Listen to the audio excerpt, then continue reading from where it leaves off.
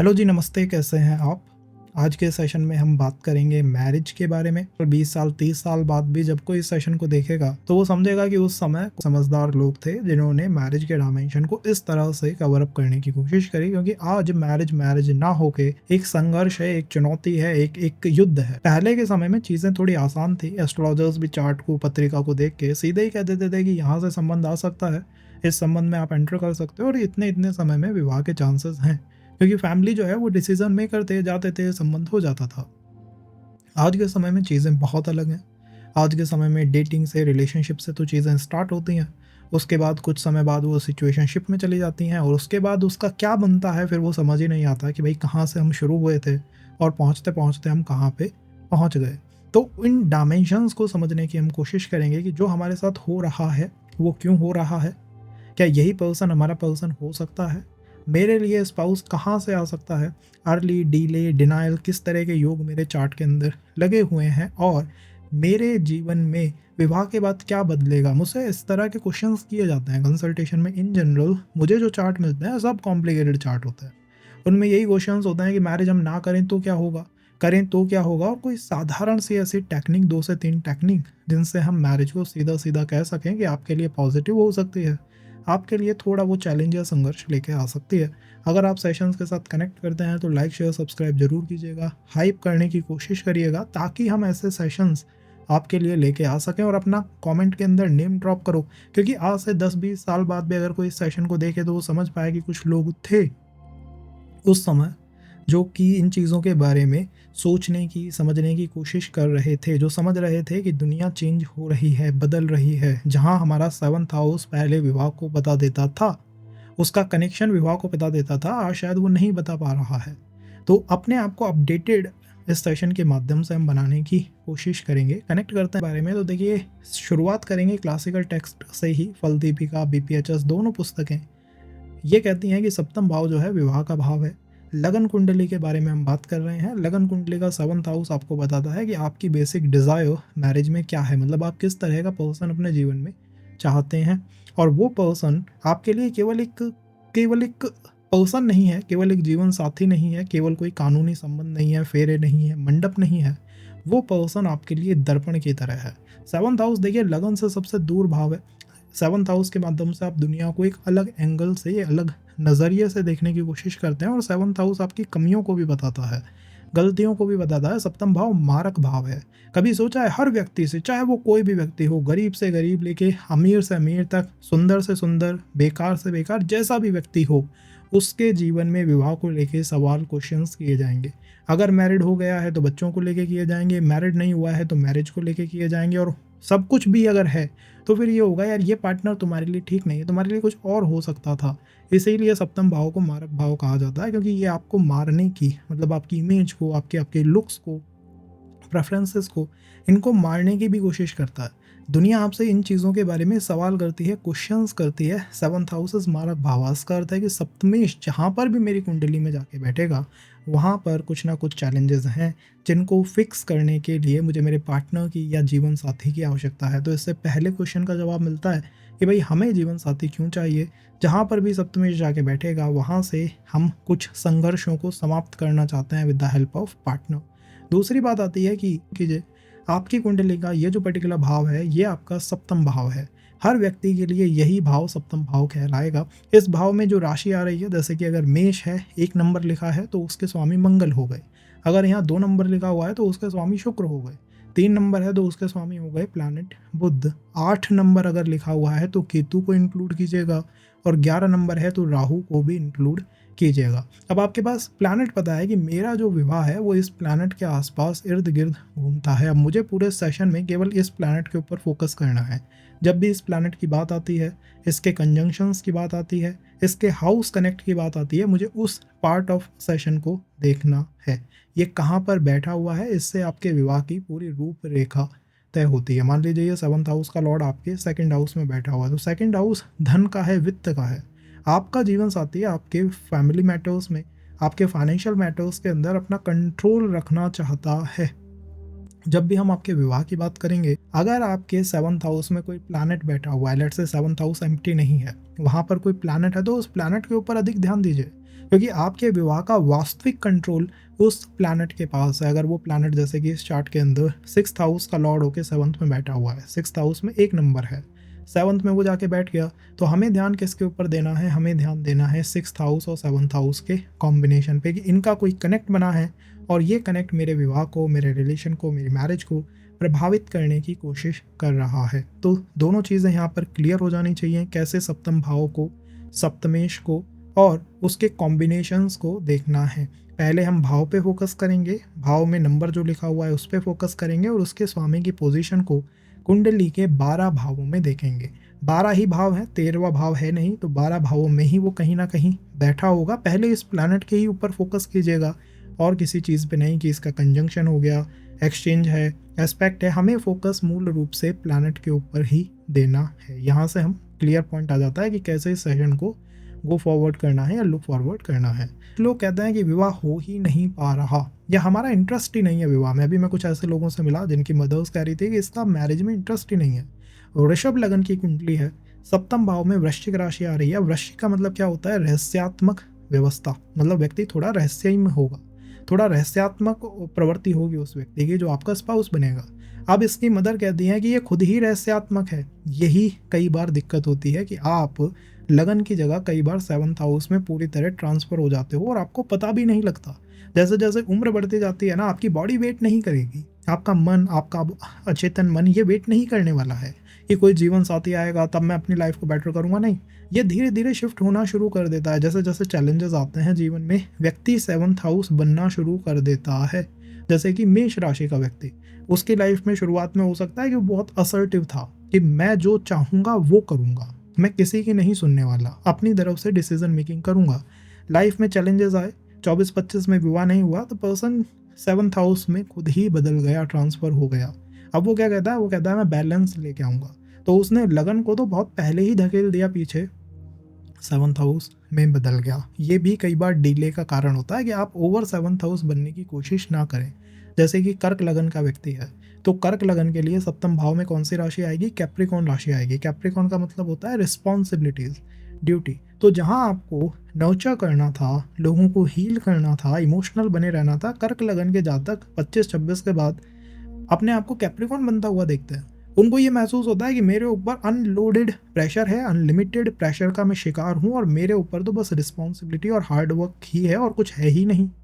जब आप ये महसूस कर लेंगे तो आपकी चेतन मन, आपकी आत्मा ये यूनिवर्स में सिग्नल आउट करना शुरू कर देगी कि this person got the 7th house energy. मैं कई बार रेमेडीज में ये कहता हूँ, लोग कहते हैं यार ये चीज़ तो है जो हम फील करते हैं हमारे जीवन में। जैसे मिथुन लगन का व्यक्ति, सप्तम भाव में कौन सी राशि आएगी? धनु राशि आएगी। धनु राशि का मतलब क्या होता है? धनु राशि का मतलब होता है गुरु। धनु राशि का मतलब होता है किसी को गाइडेंस देना और फ्री में मदद करना, फ्री में एडवाइस गिविंग करना।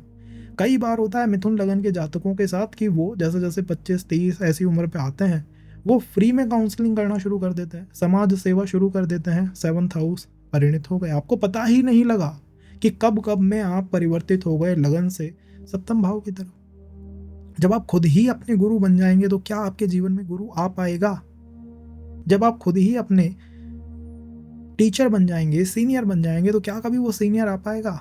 वो सिग्नल ही देने बंद हो जाएंगे। तो अपने लिए देखिए कि आपके सप्तम भाव में कौन सा नंबर लिखा हुआ है। कोशिश कीजिए कि आप उससे बैलेंस बना सकें। आई विल नॉट से कि एक टॉरस को कभी भी रहस्यात्मक नहीं होना चाहिए, होना चाहिए, दैट इज़ गुड। बट ऐसा नहीं कि वो टॉरस नहीं रहा, वो फैमिली या वेल्थ पे फोकस करने की जगह केवल और केवल रहस्यात्मक उसकी प्रवृत्ति हो गई कि परिवार दूर हो, पैसा दूर हो, मैं तो भाई सीक्रेटिव हूँ, मैं तो अपनी बात किसी को भी नहीं बताऊंगा। ऐसा नहीं करना चाहिए। ओवर इंडल्ज उस चीज़ में हमें नहीं हो जाना। जैसे कि मान लीजिए किसी के लगन जो है वो किसी की वो है कन्या है, सप्तम भाव में कौन सी राशि आएगी? 7th house will have which zodiac sign, यही सब कुछ डिसाइड करेगा। 7th house will have Pisces. तो अगर कन्या लगन का व्यक्ति ओवर डिवोशनल हो गया कि जो भी आता है समर्पित हो जाता है, ऐसा बुद्धि का यूज़ ही नहीं करता, इसने जिस व्यक्ति को देखा, जिसने थोड़ी ज्ञान की बात की, ये लंबलेट हो गया, ये समर्पित हो गया साहब, ये तो डिवोटेड हो गया उस व्यक्ति की। आप अपने विवाह को अपने से दूर भेज रहे हैं, इस बात को ध्यान रखिएगा। तो don't try to be over indulge in the 7th house zodiac sign matters. उसके मैटर्स में ओवर इंडल्ज मत होइए। अगर वहाँ पर मीन है तो वेट फॉर योर पार्टनर। कई बार मैं कहता हूँ सप्तम भाव में अगर कोई प्लैनेट बैठा हुआ है, इसको आपको सही से काम करवाना है तो अपने पार्टनर का वेट कीजिए, क्योंकि इसकी रिस्पॉन्सिबिलिटी आपके पार्टनर के शोल्डर्स के ऊपर है। होप मेरा पॉइंट जो है वो क्लियर हो कि अगर मेरी लगन है मान लीजिए तुला, तो मेरे सप्तम भाव में राशि आएगी मेष। मेष में मुझे ओवर इंडल्ज नहीं होना है, मुझे बैलेंस बनाना है। बट ऐसा नहीं कि हर जगह घर के भी कोई काम हो गया, बाहर का कोई काम हो गया और मैं ही इनिशिएटिव लेता हूँ, साहब मैं ही सब कुछ कर देता हूँ। नहीं, खुद को मत भूलिए। आपका पार्टनर आपसे मिलने आएगा, आप कहेंगे कि मैं खुद ही अपना पार्टनर बन गया, तो फिर पार्टनर मिलेगा किससे? जीवन साथी मिलेगा किससे? ये बेसिकली मैंने साइकोलॉजिकल तरीके से देखा है, डिले या डिनाइल का एक फैक्टर कि पर्सन चैलेंजेस की वजह से सप्तम भाव में परिवर्तित हो जाता है। इसी को मैं नवमांश एक्टिवेशन भी कह देता हूँ कई बार कि हाँ, जितने जितने चैलेंजेस आएंगे D9 एक्टिवेट होता जाएगा। बट अलग एक बात है। दूसरी बात क्या है? दूसरी बात है कि 7th हाउस का जो स्वामी है उसका कोई एलिमेंट होगा। जैसे कि 7th हाउस में मान लीजिए आपके मंगल प्लैनेट सप्तम भाव के बने हैं, तो मंगल का एक एलिमेंट हो गया, फायरी एलिमेंट हो गया। आपके पार्टनर के बेसिक स्वभाव का ये पार्ट होगा, या आप ऐसा पार्टनर लुक फॉरवर्ड करोगे जिसका एलिमेंट थोड़ा सा फायरी बाय नेचर हो। अब चाहे वो हो सकता है सेक्सुअल एक्टिविटीज़ में फायरी हो, या फिर हो सकता है कि प्रैक्टिकल एक्टिविटीज़ के अंदर थोड़ा सा फायरी वो व्यक्ति हो। तो आपके 7th हाउस का लॉर्ड किस एलिमेंट का है, इससे आपके पार्टनर का बेसिक स्वभाव या बिहेवियर तय होता है, या ऐसी एनर्जीज की तरफ आप अट्रैक्टेड हो जाते हो। कई लोगों को मैं देखता हूँ 7th हाउस का लॉर्ड इज प्लैनेट चंद्रमा। चंद्रमा is emotional planet, water element है। ये लोग तुरंत एक्टिवेशन हो जाता है इनका, तुरंत अट्रैक्ट हो जाते हैं toward any person who is over emotional, किसी भी ओवर इमोशनल व्यक्ति की तरफ। भी ऐसा व्यक्ति जिसको नरिशमेंट चाहिए उसकी तरफ तुरंत इन्वेस्ट हो जाना यहाँ से आता है, और इसी से आप कंजंक्शंस को भी प्रेडिक्ट कर सकते हो। अब कुछ लोग कहेंगे कि मेरा जो 7th लॉर्ड है ना साहब, वो तो कंजंक्शंस में है, उसने तो 2-3 प्लैनेटों के साथ कॉम्बिनेशन बना रखा है, इसको मैं कैसे प्रेडिक्ट करूँ? आसानी से किया जा सकता है। पहली बात ये देखिए कि 7th हाउस का जो लॉर्ड है उसका एलिमेंट क्या है। अगर वो वाटर एलिमेंट है तो फायर के प्लैनेट के साथ ना बैठा हो, अगर वो फायर एलिमेंट है तो वाटर के साथ ना हो, मतलब उनमें मिसमैच नहीं होना चाहिए। जो कंजंक्शंस होते हैं उनमें मिसमैच ना हो, जितना मिसमैच नहीं है उतना ईजी है, उतना ईजी टू प्रेडिक्ट और ईजी टू हैंडल है। देखिए, आप अपने पार्टनर से क्या चाहते हैं? आप अपने स्पाउस से या पार्टनर से या जीवन साथी से ये चाहते हैं कि मेरे जीवन को और मुश्किल मत बना भाई, मैं पहले ही परेशान हूँ, मुझे इन समस्याओं से बाहर निकलना है, मेरी लाइफ को डिफ़िकल्ट मत कर, ईजी टू प्रेडिक्ट रहे, मैं आसानी से तुझे समझ पाऊँ। वो रहस्यमयी व्यक्ति मत बन जाए कि तुझे ही समझने में मेरा सारा समय निकल जाए। यही हर व्यक्ति चाहता है बाय नेचर। आपको ये देखना है कि क्या वो व्यक्ति ऐसा ही है। अगर 7th हाउस का लॉर्ड अकेला है, मतलब सप्तमेश अकेला बैठा हुआ है किसी भाव में, या सप्तम भाव में कोई एक प्लैनेट सिंगल है, तो इसका मतलब है आप या आपका पार्टनर थोड़े से पॉजिटिव हो सकते हैं अबाउट द रिलेशनशिप। तो यहाँ पॉजिटिवनेस झलक सकती है। लेकिन अगर वो कंजंक्शन का पार्ट हो गया, कॉम्बिनेशन का पार्ट हो गया, तो यहाँ पर पॉजिटिवनेस नहीं झलकेगी, यहाँ पर झलकेगा कि मेरा पार्टनर और लोगों से भी कुछ बातचीत करना चाहता है। लाइक सप्तमेश इज योर पार्टनर, किसी प्लैनेट के साथ बैठा है, इट मीन्स कि वो उसको भी एक्सप्लोर करना चाहता है, उसको भी जानना चाहता है। तो ऐसे केसेस में जिनका सप्तमेश किसी कंजंक्शन में हो या 2 से 3 प्लैनेटों के साथ हो, कोशिश करिए कि आप पॉजिटिव ना हो अपने रिलेशनशिप को लेके, और उन प्लैनेटों में कोई नीच का प्लैनेट ना हो, कोई डेबिलिटेटेड प्लैनेट ना हो। अगर वहाँ पर कोई नीच का प्लैनेट है या आप थोड़े से पॉजिटिव हैं अपने रिलेशन को लेके, तब ये कॉम्बिनेशन कितना भी पॉजिटिव क्यों ना हो, थोड़ा डिफिकल्ट बन जाता है। सोच के देखो, मान लो आपका पार्टनर है, आपका जीवन साथी है, आप क्या चाहेंगे कि आपका जीवन साथी आपके लिए अवेलेबल हो ऑल द टाइम, वो आपके ऊपर पूरा ध्यान रखे। कंजंक्शन में जाते ही उसका ध्यान शिफ्ट हो गया, और अगर वो कंजंक्शन में गुरु के साथ है, इसका मतलब है कि वो आपकी फैमिली की वेल्थ मैटर्स में, पैसे के मैटर्स में, नॉलेज के मैटर्स में अपनी दखलंदाजी करना चाहता है, और आपको ये पसंद नहीं है। इतना सा ही तो इसका आकलन है। तो एज साइकोलॉजिकल लेवल व्यक्ति को कंजंक्शंस पसंद नहीं आते, क्योंकि द पर्सन वांट कि भाई दूसरा पर्सन मेरे लिए अवेलेबल रहे। सेकंड, अगर वो कंजंक्शन ऐसा है जैसे कि पॉजिटिव कंजंक्शन, जैसे कि वीनस और गुरु का, मैं मानता हूँ अच्छा है, क्योंकि दोनों ही टीचर हैं बाय नेचर, एक अपोज है दोनों में, बट टीचर है, इंटेलेक्चुअल प्लैनेट है, तो ये कंजंक्शन अच्छा कंजंक्शन होगा। और अगर वही मैलेफिक है, जैसे शनि और सूर्य 7th हाउस में शनि और सूर्य एक साथ बैठे हुए हैं, तो यहाँ पर सप्तमेश आपका जो है वो मान लीजिए सूर्य है, 7th हाउस में आ रही है राशि 5 नंबर, बैठा हुआ है शनि के साथ, अपने अपोजिट प्लैनेट के साथ। इसका मतलब है कि आपका पार्टनर आपके घर में या आपके अंदर कोई कमी ढूंढ लेगा, कोई नेगेटिविटी ढूंढ लेगा, कुछ चैलेंजेस ढूंढ लेगा, या फिर किसी गलत आदमी के संपर्क में आ जाएगा। और वो गलत आदमी आपके पार्टनर को फीड करता रहेगा गलत गलत इन्फॉर्मेशन। इसकी वजह से मैरिज में चैलेंजेस आ जाते हैं। तो कंजंक्शन जैसे ही मैं देखता हूँ, दो बातें कहता हूँ कि पहला ये देखो एलिमेंट सेम है या नहीं। एलिमेंट सेम है इट मीन्स ठीक है भाई, ये पता है कि यार ये इंसान थोड़ा सा पागल है, लेकिन है पागल, मतलब मुझे पता है यार ये कैसा व्यक्ति है, ये इमोशनल व्यक्ति है या थोड़ा सा एग्रेसिव व्यक्ति है, और वही एनर्जी थोड़ी अधिक हो गई है, ज़्यादा से ज़्यादा इतना हुआ है। लेकिन अगर वहीं विपरीत हो गया, फायर भी है वाटर भी है, it means multi personality disorder type. इसका मतलब है कि ये इंसान ऐसा है जो दिन में हो सकता है कभी रात भी कह दे, तो इसको प्रेडिक्ट कर पाना थोड़ा सा मुश्किल है। बाय नेचर कंजंक्शन में नीच का प्लैनेट कोई इन्वॉल्व नहीं होना चाहिए, तो सबसे अच्छी चीज़ रहती है। और उसी कंजंक्शन के अंदर अगर 2-3 प्लैनेट इन्वॉल्व हैं तो पॉजिटिव अपने रिलेशन को लेके मत होइए। अगर वो अच्छे भाव में है, भाव राशि सबकी मैं बात करूँगा, तो वो कंजंक्शन का रिजल्ट अच्छा अनफोल्ड होगा। और अगर बुरे भाव के अंदर है तो उसका रिजल्ट थोड़ा बेकार या नेगेटिव अनफोल्ड हो सकता है। बट पॉजिटिव होना वहाँ पर थोड़ा लिमिटेड कर देना चाहिए कि ठीक है यार, औरों के साथ भी इस व्यक्ति को रहने दो। जिस प्लैनेट के साथ कंजंक्शन में है, आपके घर के उस मैटर पे उस व्यक्ति का ध्यान होगा जो जिस मैटर का वो कारक है। तो लेट्स से मेरा 7th हाउस का लॉर्ड कंजंक्शन में है गुरु के साथ, तो गुरु किस मैटर का ध्यान रखता है? पैसे के मैटर का, संतान के मैटर का, तो उस पर उसका ध्यान है।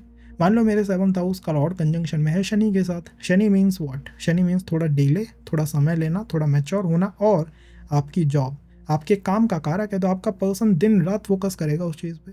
आपके 7th हाउस का लॉर्ड लेट्स से कनेक्टेड है सूर्य के साथ। सूर्य क्या है? सूर्य आपका अहम है, आपका स्टेटस है। आपका पर्सन दिन रात पोक कर सकता है आपको, अगर यही सूर्य नीच का हो तो, और अगर यही उच्च का हो तो आपसे डरने वाला, आपकी बातें सुनने वाला, कोशिश करेगा कि यार सुबह जैसे ही आप रेडी हो रहे हो आपके लिए खाना ले आए, सुबह जैसे ही आप रेडी हो रहे हो सब चीज़ों को अरेंज कर दे। इट मीन्स कि द पर्सन ट्राइंग टू कि भाई इस व्यक्ति का जो ईगो है वो हर्ट ना हो जाए। होप मेरा पॉइंट क्लियर हो। दो I am not covering the conjunctions in detail in this part. अगर आप चाहेंगे तो अगले पार्ट में साइकोलॉजिकल, प्रेडिक्टिव, दोनों साइड ऑफ कंजंक्शंस मैं कवर कर दूंगा। तो let me know in the comment box. थोड़ा सा आगे चलते हैं। मैरिज प्रेडिक्ट करने की 2 से 3 टेक्निक है। पहली टेक्निक है अष्टक वर्ग टेक्निक है। पहली बात, लॉजिकल तरीका, 7th हाउस में जो पॉइंट हैं उससे अधिक पॉइंट होने चाहिए जिस भाव में मेरा सप्तमेश जाके बैठा है। और सप्तम में अगर कोई प्लैनेट है तो same goes for the planet. जिस भाव से वो आके बैठा है, जिस भाव से वो आया है, उसमें कम पॉइंट हो और 7th हाउस में अधिक पॉइंट हो, द प्लैनेट गोना फील यार मैं अच्छी स्थिति में आ गया। अभी मैं उठ के यहाँ से किसी अच्छे हिल स्टेशन पे चला जाऊँ तो आई एम सो हैप्पी, मैं बहुत खुश हो जाऊँगा उस चीज़ को लेके। And then I will try कि मैरिज सस्टेन करे। और अभी अगर मैं थार के मरुस्थल में चला जाऊँ तो मेरा मन क्या होगा कि यार सब कुछ को छोड़ो, परेशान हो गया मैं तो लॉजिकल तरीके से आप प्रेडिक्ट कर सकते हैं। दूसरा तरीका, हर भाव का बल होता है जिसे हम कहते हैं भाव बल। कभी हम भाव बल के ऊपर भी बात करेंगे। तो भाव बल से भी इसे देखा जा सकता है। कैसे देखेंगे? सप्तम भाव का बल मतलब आपके स्पाउस का बल क्या कम है या ज़्यादा है उस भाव से जिसमें वो जाके बैठा है। मान लो आपके सप्तम भाव का बल कम है, लेकिन आपके सप्तम भाव का अधिपति बैठ गया है चौथे भाव में जाके, जिसका बल अधिक है, जिसकी स्ट्रेंथ अधिक है, जिसकी पावर अधिक है, जिसकी शक्ति जो है वो मजबूत शक्ति है। इससे ये पता लगता है कि आपका जो पार्टनर होगा after marriage gonna feel more stronger, more powerful, उसका स्टेटस ज़्यादा दिखाई देगा। उसको ये महसूस होगा कि मेरी शक्ति बढ़ गई है। दोनों में अब आप कहेंगे फ़र्क क्या है?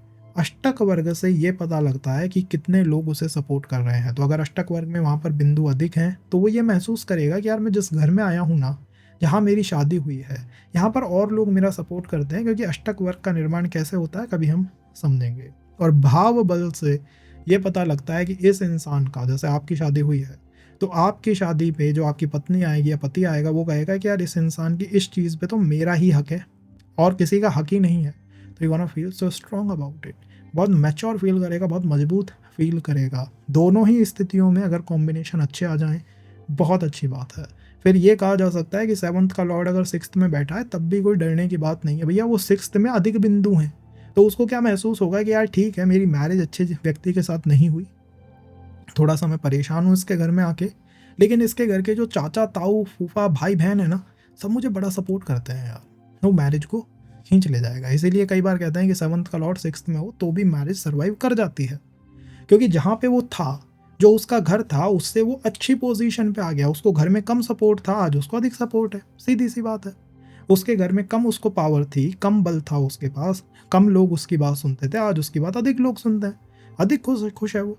तो इसको आप आराम से देख सकते हैं इन प्रिडिक्शन चार्ट के माध्यम से भी कि कैसे इस चीज़ को देखा जाए। अब हम बात करते हैं कि तो मैरिज बेकार क्यों रही। 7th हाउस को हम देखेंगे, 7th हाउस के स्वामी हो गए शुक्र, वीनस बैठे हुए हैं 7th हाउस में ही।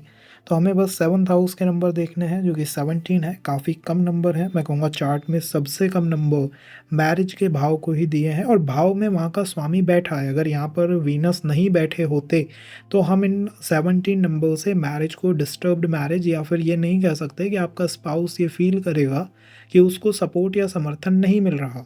अगर हम दूसरा चार्ट देखें तो दूसरे चार्ट में एंगेजमेंट खराब रही। 7th का जो स्वामी है वो है सूर्य, बैठा हुआ है 9th हाउस में। तो हम 9th हाउस में देखेंगे प्लैनेट नंबर 24 और 7th हाउस, क्योंकि हमें 7th हाउस को प्राइम मानना है, कंपेयर हमें 7th हाउस से ही करना है। तो यहाँ पर 29 है और यहाँ पर मात्र 24। इट मीन्स पार्टनर्स फीलिंग कि मुझे जो सपोर्ट घर में मिल रहा था शायद इनकी फैमिली में वो ना मिल पाए। तीसरा चार्ट देखते हैं। तो तीसरे चार्ट में मैरिज इन एक्चुअल गुड रही है, अच्छी रही है। 7th हाउस में यहाँ पे देखिए प्लैनेट पॉइंटों की नंबर 21। अब आप कहेंगे 21 नंबर तो बहुत कम हो गए, फिर भी इतनी अच्छी मैरिज क्यों रही है? क्योंकि 21 से हमें कंपेयर करना है कि वो प्लैनेट जहाँ गया है वहाँ कितने नंबर हैं। यहाँ पर 28 है। अब हमें करना क्या है, हमें 11 नंबर के पॉइंट देखना है कि 11 नंबर में पॉइंट कितने हैं। 11 नंबर में 27 पॉइंट है। अब अगर मान लीजिए आपका शनि 5 नंबर की राशि में, तो 5 में देखिए 28, तो 11 नंबर 27 28, इट मीन्स एक अपग्रेड हुआ है। पार्टनर जहाँ पे जाके बैठा है उसको लग रहा है कि वहाँ पर अधिक उसको सपोर्ट मिल पाएगा।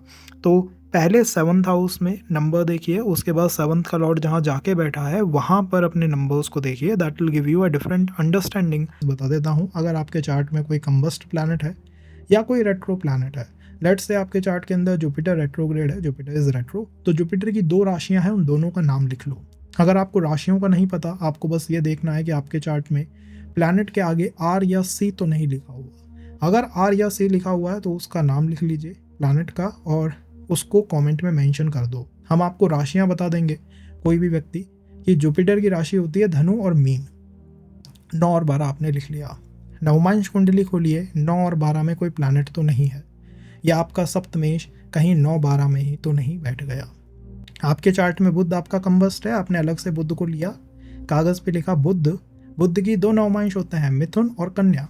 नवमांश कुंडली खोलो, मिथुन और कन्या में अगर आपका सप्तमेश बैठा हुआ है तब ये प्रिडिक्शन सूत्र भी काम करना थोड़ा कम कर सकते हैं, क्योंकि अब आपका जो विवाह है या संबंध है वो कार्मिक प्रभाव में है, कार्मिक इन्फ्लुएंसेस के अंदर है।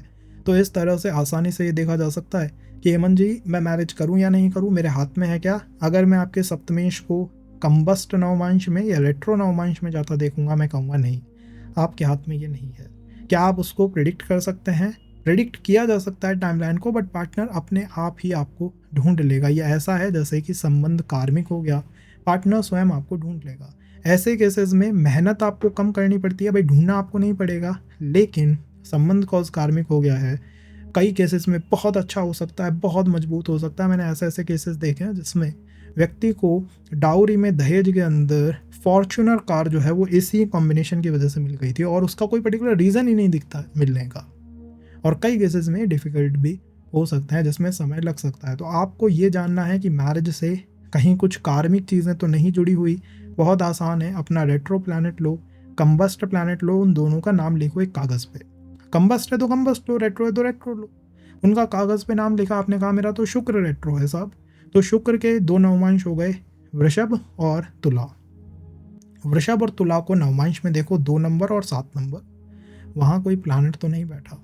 अगर बैठा हुआ है तो महोदय आपका जो संबंध है वो कार्मिक वाइब्रेशंस के अंदर है, अच्छा भी हो सकता है। आई एम नॉट सेइंग कार्मिक बुरा ही बुरा होता है। द गुड थिंग इज़ मुझे एफर्ट कम देने हैं, जिसे मुझे ढूंढना है वो अपने आप ढूंढ लेगा। तो चिंता फिक्र से व्यक्ति को मुक्त हो जाना यहाँ पर चाहिए।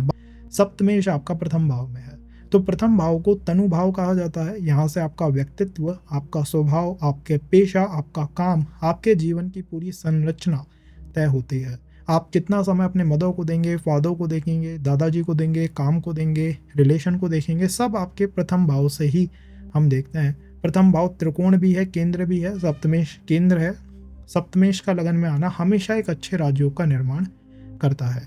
आपके जीवन के अंदर विवाह जो है वो एक राजयोग की तरह मुझे दिखाई देता है, जिसका सीधा परिवर्तन आपके स्वभाव, आपकी पर्सनालिटी पे आएगा।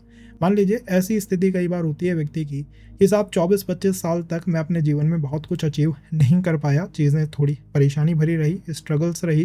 क्या मेरा जीवन साथी इस राजयोग को एक्टिवेट कर सकता है? बिल्कुल कर सकता है। आपका जीवन साथी आपको उन बातों को बताएगा जिनके ऊपर आपका ध्यान बचपन से अब तक गया ही नहीं। मतलब छोटी छोटी गलतियां जो हम कर रहे थे, छोटी छोटी चीज़ें जो हम सही मैनेज नहीं कर पा रहे थे, जीवन साथी के आने के बाद हम उन चीज़ों को कर पाएंगे।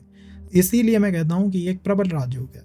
अगर यहाँ आपने आपके पार्टनर के साथ कंपैटिबिलिटी बिठा ली तो आपको ये महसूस होगा कि जो चीज़ें मुझे कोई स्कूल या कोई टीचर नहीं सिखा पाया, मेरे जीवन साथी ने वो चीज़ें मुझे सिखा दी। आपके स्वभाव में, आपके कपड़े पहनने के तरीके में, आपके व्यवहार में, हर चीज़ में लोगों को परिवर्तन आता हुआ दिखाई देगा। कुछ लोग पूछ भी सकते हैं कि भाई तुम वही व्यक्ति हो क्या, तुम वही इंसान हो क्या जो पहले ऐसे थे, अभी एकदम से क्या चेंजेस तुम्हारे अंदर आ गए हैं। 7th lord in the first भाव। ध्यान रखिएगा, प्रथम भाव है व्यक्ति का धर्म त्रिकोण का और सप्तम भाव है काम त्रिकोण का। धर्म और काम का जब भी कनेक्ट होता है, आपके लिए विवाह उस पॉइंट पे बहुत आवश्यक हो जाएगा जब आप अपने जीवन में बहुत लो फील कर रहे हो। आपको ये फील हो रहा है कि यार मैं इन रिस्पॉन्सिबिलिटीज़ को कैसे अब आगे निभाऊं, कैसे अपने जीवन को आगे लेके जाऊं। मेरे ऊपर मेरे फादर की रिस्पॉन्सिबिलिटी है, मदर की है, काम की है, बॉस का प्रेशर है, सबका प्रेशर है। मैं अब इन कामों को आगे कैसे बढ़ाऊं? तब आपको आपके जीवन साथी की सबसे अधिक आवश्यकता महसूस होगी। और मेरा मानना है कि जीवन साथी इन्हीं चीज़ों में, इन्हीं मैटर्स में आपको नए काम करने में, आपको प्रोत्साहित करने में काफ़ी मदद यहाँ पर कर सकते हैं। क्या सब कुछ यहाँ सकारात्मक है? मेरा मानना है कि प्रथम भाव में और सप्तम भाव में जब भी कॉम्बिनेशन होता है, कुछ चीज़ें आसान हो जाती हैं। जैसे जीवन साथी का मिलना आसान हो जाता है, विवाह की एज व्यक्ति की थोड़ी कम हो जाती है, अर्ली एज में संबंध बन सकते हैं, अर्ली एज में रिलेशंस आ सकते हैं, या शुरुआत से ही उसका मन होता है कि मुझे मेरे जीवन में बस अपने जीवन साथी को फिगर आउट करना है। मतलब कोई एक ऐसा व्यक्ति ढूंढना है जो मेरे साथ रहे, मेरी मदद करे और मैं जो है ग्रोथ को अचीव कर लूँ।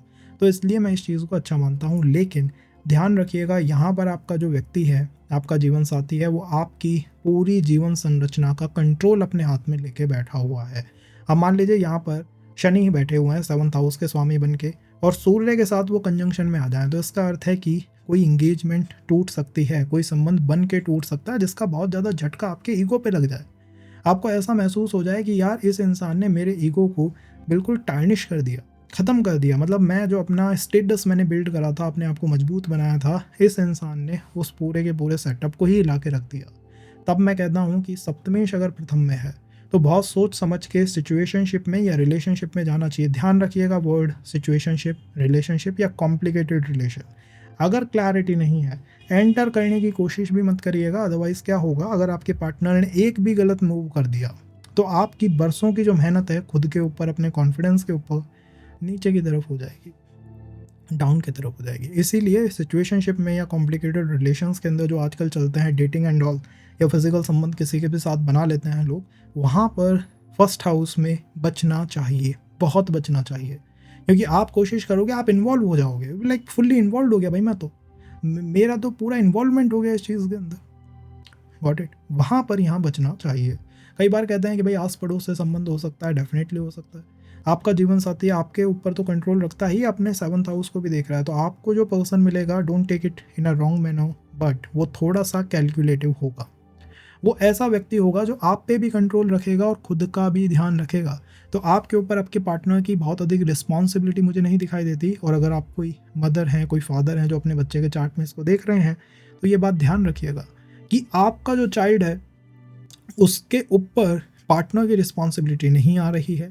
पार्टनर ही दोनों चीज़ों की रिस्पॉन्सिबिलिटी अपने शोल्डर्स पे लेगा। मतलब वो ओवर कैलकुलेटिव हो सकता है, अगर पोजीशन अच्छी है तो वो कैलकुलेशन आपके फेवर के हैं, और अगर नेगेटिव है तो यहाँ पर जो डिफ़िकल्टियाँ या चैलेंजेस आते हैं वो पार्टनर की साइड से आते हैं। व्यक्ति तो ये करता है कि भाई मेरे ऊपर तूने पूरा कंट्रोल कर लिया, और क्या चाहिए तुझे, और क्या दे दूँ मैं अपनी तरफ से। That is the first house, ये है प्रथम भाव। पार्टनर के कुछ बेसिक फीचर्स में मेरा मानना है, क्योंकि फर्स्ट हाउस सिर को, मस्तिष्क को, आपके अपर बॉडी को, अपर बॉडी में भी जो ये फेस है ना, इसका भी जो अपर पार्ट है उसको रिफ्लेक्ट करता है, उसका प्रतिनिधित्व करता है। तो पार्टनर के ऊपर इन एरियाज़ का तो इन्फ्लुएंस दिखाई देगा ही देगा कि यार इसके सिर पे, मस्तिष्क पे या तो कोई मार्क है, कोई निशान है, कुछ कट के मार्क्स हो गए, या फिर कुछ कुछ significant is going on their, या पहला ही अट्रैक्शन टुवर्ड दैट आता है, उसकी तरफ सीधा ही अट्रैक्शन आता है कि इसके फेस के ऊपर से फेस से नज़र नहीं हटती। पॉजिटिव नेगेटिव डिपेंड ऑन कैसा वो बैठा हुआ है। कोशिश करो कि यहाँ पर वो वक्री ना हो या कम्बस्ट ना हो, 2 केसेस ना हो तो दी बेस्ट है। और अगर वक्री है तो भी इतना डिफ़िकल्ट कोई सिनेरियो नहीं बना है अगर उच्च राशि में है या फिर किसी अच्छे प्लैनेट के साथ है। नीच राशि में ऑल्सो परफॉर्म्स लाइक कुछ, उसको भी लिया जा सकता है, बट मेरा मानना है कि जितना अच्छा कॉम्बिनेशन में होगा पर बनेगा। ओवरऑल अर्ली संबंध को दिखाता है। अब कई लोग कहेंगे कि हमारे तो डिले बहुत हो रहे हैं, कारण क्या है? कारण यह है कि आप धीरे धीरे अपना सप्तमेश खुद ही बन चुके हो। आप उस पोजीशन पे आ गए हो जहाँ पर आप अपने कॉन्फिडेंस को टूटता हुआ देखते हो। आपके मन में जब भी कुछ नया करने का आता है कि मेरा मन कुछ नया करने का है, उससे पहले ही मन कहता है यार तुम्हारे अंदर तो ये गलती है, वो गलती है, वो गलती है। सप्तमेश गलतियाँ भी दिखाता है, चैलेंजेस भी दिखाता है। इसके ऊपर ध्यान मत दीजिए। जब भी मन आपसे कहे कि तुम्हारे अंदर ये गलती है तो उसका ताला बंद कर दो, चाबी लगा दो उसके। मेरे अंदर कोई गलती नहीं है, ये काम मेरा पार्टनर करेगा, मैं नहीं करने वाला। मैं तो कॉन्फिडेंट पर्सन हूँ। That is the way to work on the first house. ये तरीका है यहाँ काम करने का। अगले सेशन में अगर पॉसिबल हुआ तो मैं कारक की भी बात कर दूंगा, जिससे आप इसे चैनलाइज करना ही सीख जाएं टू द एंड, कि आपके हाथ में वो चाबी आ जाए कि मैं चाहूँ तब अपने संबंधों को चैनलाइज कर लूँ और जैसा चाहूँ वैसा चैनलाइज कर लूँ। अगर हम बात करें द्वितीय भाव की, तो सप्तमेश जब द्वितीय भाव में जाएगा तो यहाँ पर जो संबंध होंगे ना, वो संबंध केवल 2 लोगों के बीच के नहीं है, वो संबंध हैं 2 व्यवस्थाओं के, 2 परिवारों के और 2 अलग अलग वैल्यू सिस्टम्स के। वैल्यू सिस्टम ध्यान रखिएगा, द्वितीय भाव की मेन की है आपके वैल्यू सिस्टम, आपका संचय धन, आप चीज़ों को कैसे सहेज के रखते हैं, और ये मारक भाव भी है। एक एक चीज़ को देखते हैं। सप्तमेश वो प्लैनेट है जो आपके विवाह के बारे में बताता है। मैं आपका कहता हूँ आपका जीवन साथी आपके द्वितीय भाव में बैठा हुआ है। इसका मतलब है कि विवाह पे परिवार का इम्पैक्ट आता ही आता है। अगर ये द्वितीय भाव में बहुत अच्छा बैठा हुआ है, लेट्स से एक्सॉल्टेड है, अच्छी राशि में है, मित्र राशि के अंदर है, प्लैनेट को मेंशन करो कमेंट में, you will get the key कि किस प्लैनेट की कौन कौन सी राशियाँ मित्र या शत्रु होती हैं। तो अगर मित्र राशि में है तो इसका अर्थ क्या हुआ? इसका अर्थ हुआ कि यहाँ पर आपके और आपके परिवार के संबंधों में आफ्टर मैरिज बड़े चेंजेस देखने को आपको मिलेंगे, और हो सकता है कि आपका परिवार हाथ उठा दे कि भैया हम तुम्हारे लिए संबंध अब नहीं खोज पा रहे हैं, तुम खुद कुछ फिगर आउट कर लो, खुद कुछ ले आओ। तो ये भी इफेक्ट 7th और 2nd के कॉम्बिनेशन में होता है। दूसरा नेगेटिव साइड भी है कि भैया यहाँ पर ये थोड़ा डिफिकल्ट सिचुएशन में है, कम्बस्ट है, या फिर मान लो नीच राशि में है, तो आपका मैरिज के बाद आपके परिवार के साथ वो होता है ना एक तरह से मन मुटाव होना, या ऐसा महसूस होना कि जो मैं करना चाहता था या चाहती थी इन्होंने वो नहीं करने दिया, फील हो सकता है। अच्छी बात यह है कि आप आपके पार्टनर के साथ जब कंबाइन होते हो तो वो कॉम्बिनेशन आपके पैसों तक में झलकता है। मतलब वो सब कुछ का कंबाइन हो जाना होता है एक साथ, चाहे वो पैसे हो गए, चाहे वो इच्छाएं हो गई, चाहे वो डिज़ायर्स हो गई, चाहे वो आपकी अपॉर्चुनिटीज़ हो गई, मतलब सब कुछ एक दूसरे के साथ जुड़ गया, गुथ गया। यहाँ पर फिर कुछ अलग महसूस नहीं होगा। यहाँ पर ये महसूस नहीं होगा कि तुम अलग हो मैं अलग हूँ, यहाँ पर कॉम्बिनेशन हो जाएगा। ये सबसे अच्छी बात है इस पूरे के पूरे कॉम्बिनेशन की, कि यहाँ बैंक बैलेंस तक पर्सन के अलाइन कर सकते हैं, जुड़ सकते हैं। आप पूछेंगे कि विवाह से क्या बदलेगा, या मैं विवाह के बारे में कब सोचूंगा, क्योंकि ये 2nd हाउस है। 2nd हाउस मारक भाव है। जब भी आपके रिलेशन आपकी फैमिली के साथ डिफ़िकल्ट होंगे, फैमिली आपसे कुछ कहती है, या फिर जब आप काम करने जाते हो, जॉब करने जाते हो, कोई वर्क इनिशिएट करते हो, कोई नया प्रोजेक्ट आप लेते हो पैसों के लिए, तब आपको महसूस होगा यार मेरा पार्टनर होता ना तो चीज़ें बड़ी आसान हो जाती है, जीवन साथी होता ना चीज़ों को बहुत ईजी कर देता।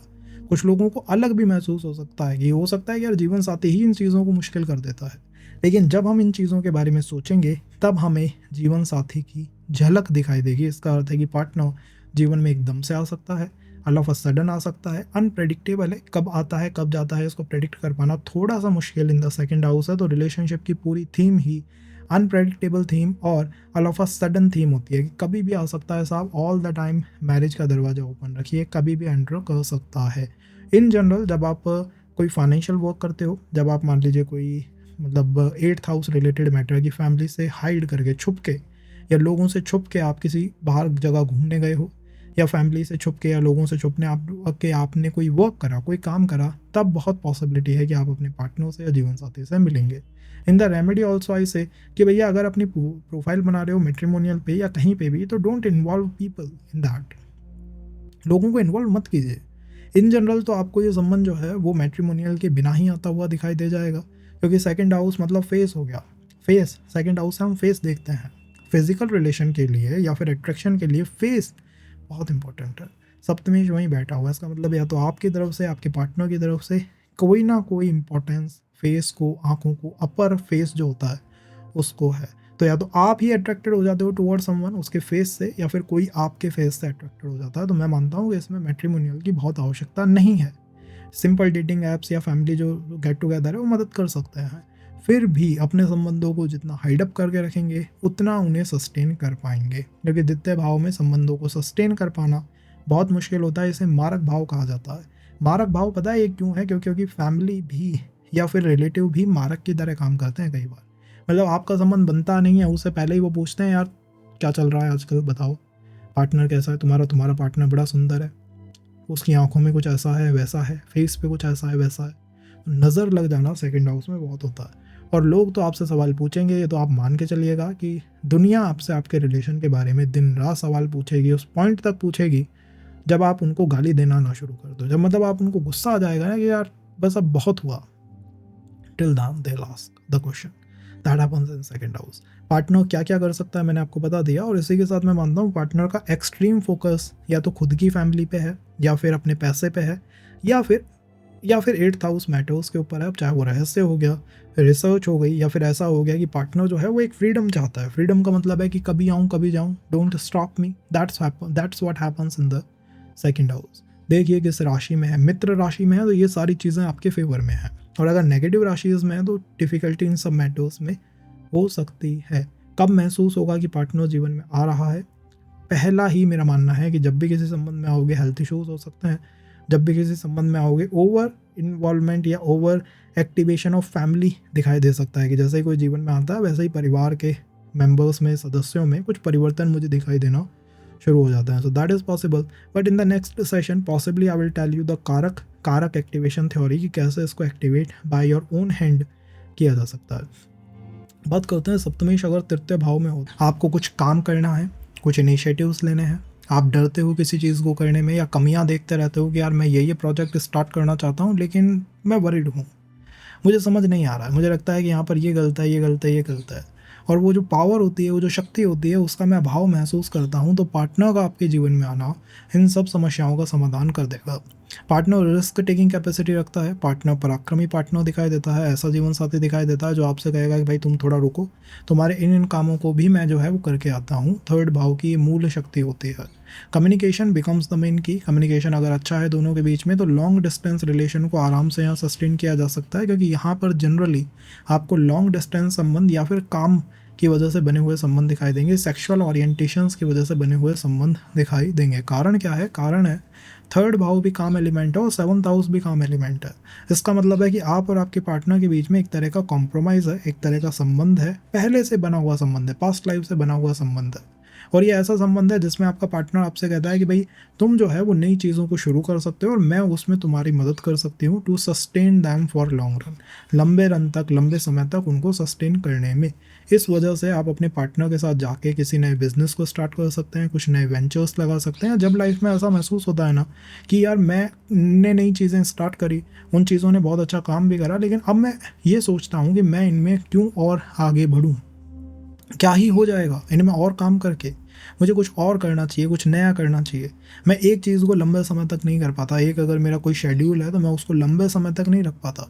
ऑल द टाइम लाइक 3 दिन 4 दिन एक तरह का काम करा, फिर उसको छोड़ देता हूँ, फिर सोचता हूँ कि नहीं, लाइफ में नई नई चीज़ें होनी चाहिए, यूनिकनेस बनी रहनी चाहिए।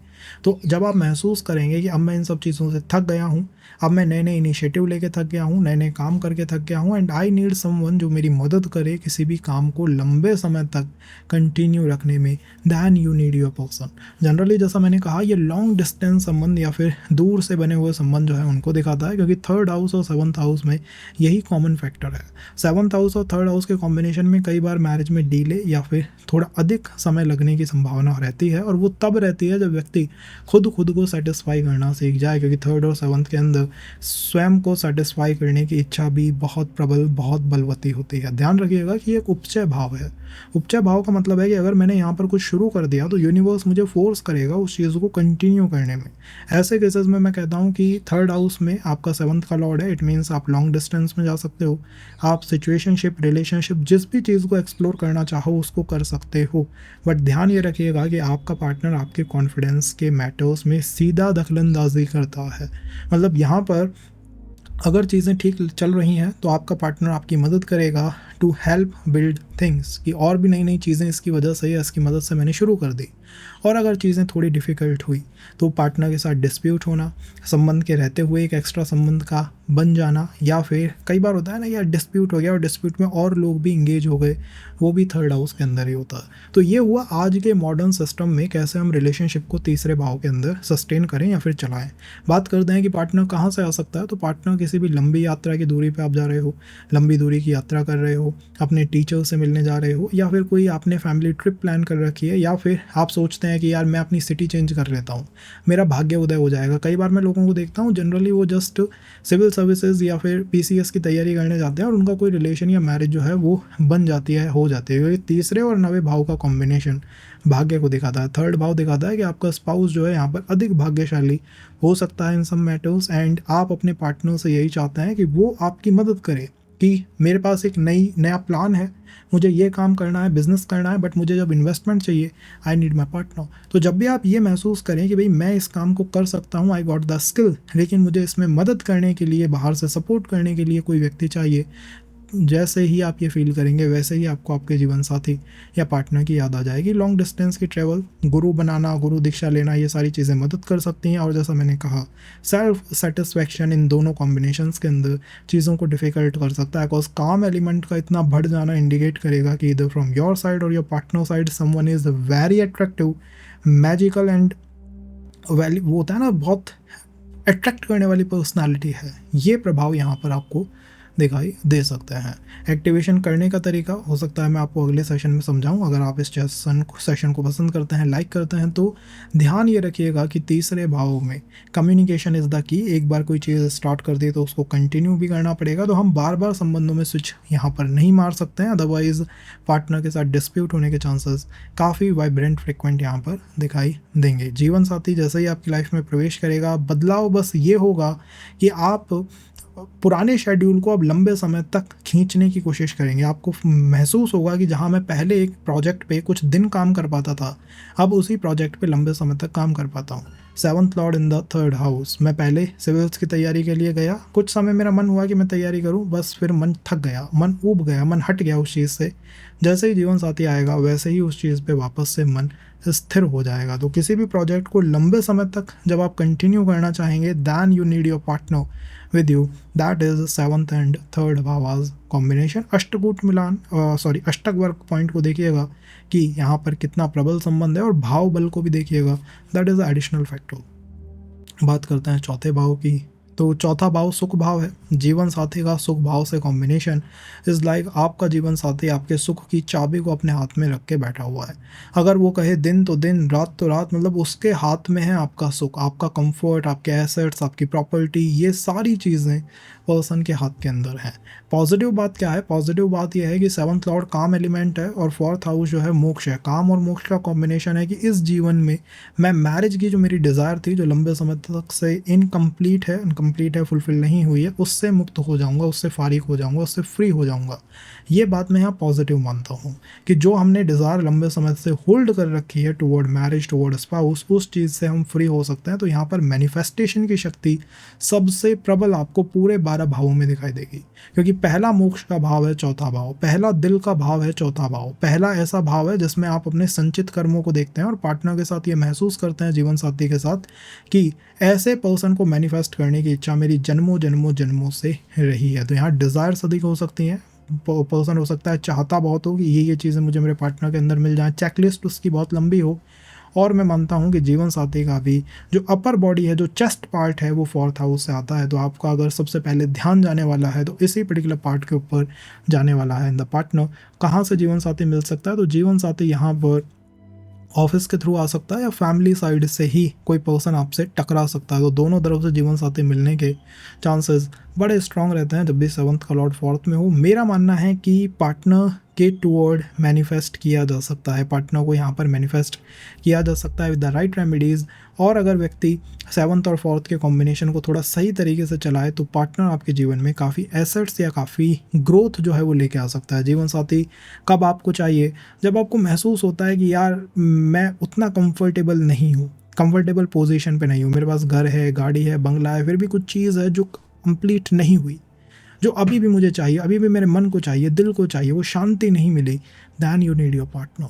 तो मान लीजिए आप घर पे हैं और आपका कंफर्ट डिसकंफर्ट में बदल गया, कोई पर्सन आया, उसने सीधा आपसे क्वेश्चन करा आपकी मैरिज के बारे में, आपके रिलेशन स्टेटस के बारे में, तो आपका सीधा कंसर्न होगा यार अब मुझे मैरिज करनी है। तो जब भी कोई व्यक्ति आपके कंफर्ट को डिस्टर्ब करेगा या आप अपने कंफर्ट के बारे में सोचेंगे, जब मतलब ऐसे लोगों से मैं मिलता हूँ, उनके घर में उनकी मदर उनके लिए खाना बना सकती हैं, तो घर में जब तक रहते हैं वो मैरिज के बारे में सोचते ही नहीं है, और जैसे ही बाहर जाते हैं दे फील कि भैया कोई पार्टनर होना चाहिए, कोई जीवन साथी होना चाहिए। ये होता है यहाँ पर।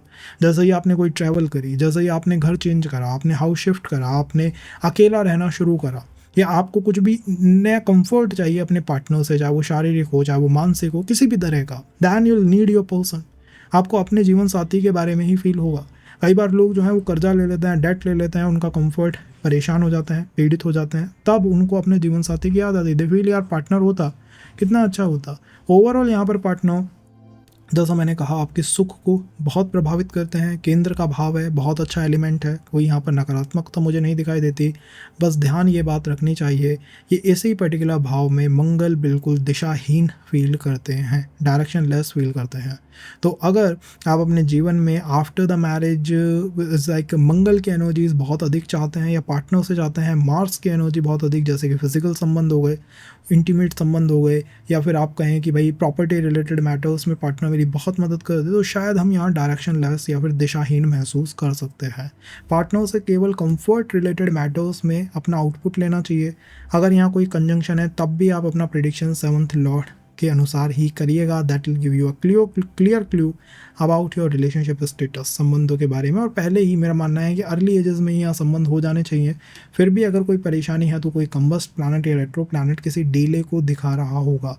अदरवाइज सेवन्थ और फोर्थ के कॉम्बिनेशन में संबंध जो है वो अर्ली समय ही देखने को मिल जाने चाहिए। कई बार हो सकता है कि डिले या डिनाइल हो, उसको कैसे देखा जाए? अगर आप अपने घर में बहुत कमियां ढूंढते रहते हैं, मतलब ये कमी है, वो कमी है, वो कमी है, ये कर्टेन सही जगह नहीं है, वो लाइट सही जगह नहीं है, वो लैंप सही जगह नहीं है, तब आप ये मानिएगा कि आप खुद ही अपना सप्तमेश बन चुके हैं। आपने यूनिवर्स में सिग्नल देना शुरू कर दिया है कि I don't need a partner. तो अपने घर में गलतियां ढूंढने का काम या उसकी रिस्पॉन्सिबिलिटी पार्टनर के शोल्डर पे रखोगे। भैया तू ढूंढ जो ढूंढना है तुझे, मैं नहीं यहाँ पर ध्यान देने वाला, मैं नहीं इसके बारे में सोचने वाला। उस चीज़ के बारे में सेंसिटिव होना बंद कर दीजिए। That will take you toward marriage. और एक ही नेगेटिव हैबिट हमको मैरिज से दूर कर सकती है। दैट सप्तमेश का पंचम भाव में जाना प्रेम विवाह के बारे में बताता है, क्योंकि पंचम भाव से आप डिवोशन की बात करते हो, समर्पण की बात करते हो। मेरा मानना है कि सप्तमेश जब भी पंचम भाव में जाएगा, आप या आपका पार्टनर दोनों तरफ से डिवोशन या समर्पण का बेसिक कर्म कैरी फॉरवर्ड कर रहे हैं। मतलब आप हो सकता है पार्टनर से डिमांड करें कि पूरी तरह समर्पण मेरी तरफ रखिए, या आपका पार्टनर आपसे इस चीज़ की डिमांड करे।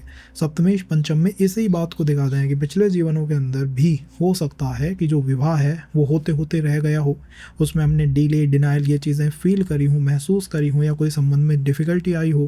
कारण उसके पीछे बस इतना सा था कि जो समर्पण हमें चाहिए था वो शायद दूसरी तरफ से, दूसरी पार्टी से या जीवन साथी से नहीं मिल पाया। तो जब जीवन साथी से पूर्ण समर्पण मिल जाता है, सेवंथ लॉर्ड फिफ्थ हाउस में बहुत अच्छा परफॉर्म करना शुरू कर देता है। मेरा मानना है ये एक तरह का पॉसेसिव योग है कि हम अपने पार्टनर को लेके थोड़े पॉसेसिव हैं, उसकी छोटी छोटी चीज़ें, छोटी छोटी बातें, छोटी छोटी हरकतों पे अपना कंट्रोल रखना चाहते हैं। ये भी यहाँ पे होता है। इसीलिए आज के जो सिचुएशनशिप्स या रिलेशनशिप्स के जो पैटर्न है, उनमें व्यक्ति को जाने से थोड़ा बचना चाहिए, परहेज करना चाहिए। मतलब आप किसी ऐसे संबंध में गए जिसमें आपका partner is like not giving you full devotion, मतलब आपका पार्टनर आपसे कहता है भैया सब कुछ मांगो बट डिवोशन की बात मत करो, मेरे से समर्पण की बात मत करो, तब ये जो जो पर्टिकुलर संबंध है थोड़ा सा डिफ़िकल्टी महसूस कर सकता है या फिर स्ट्रेस महसूस कर सकता है।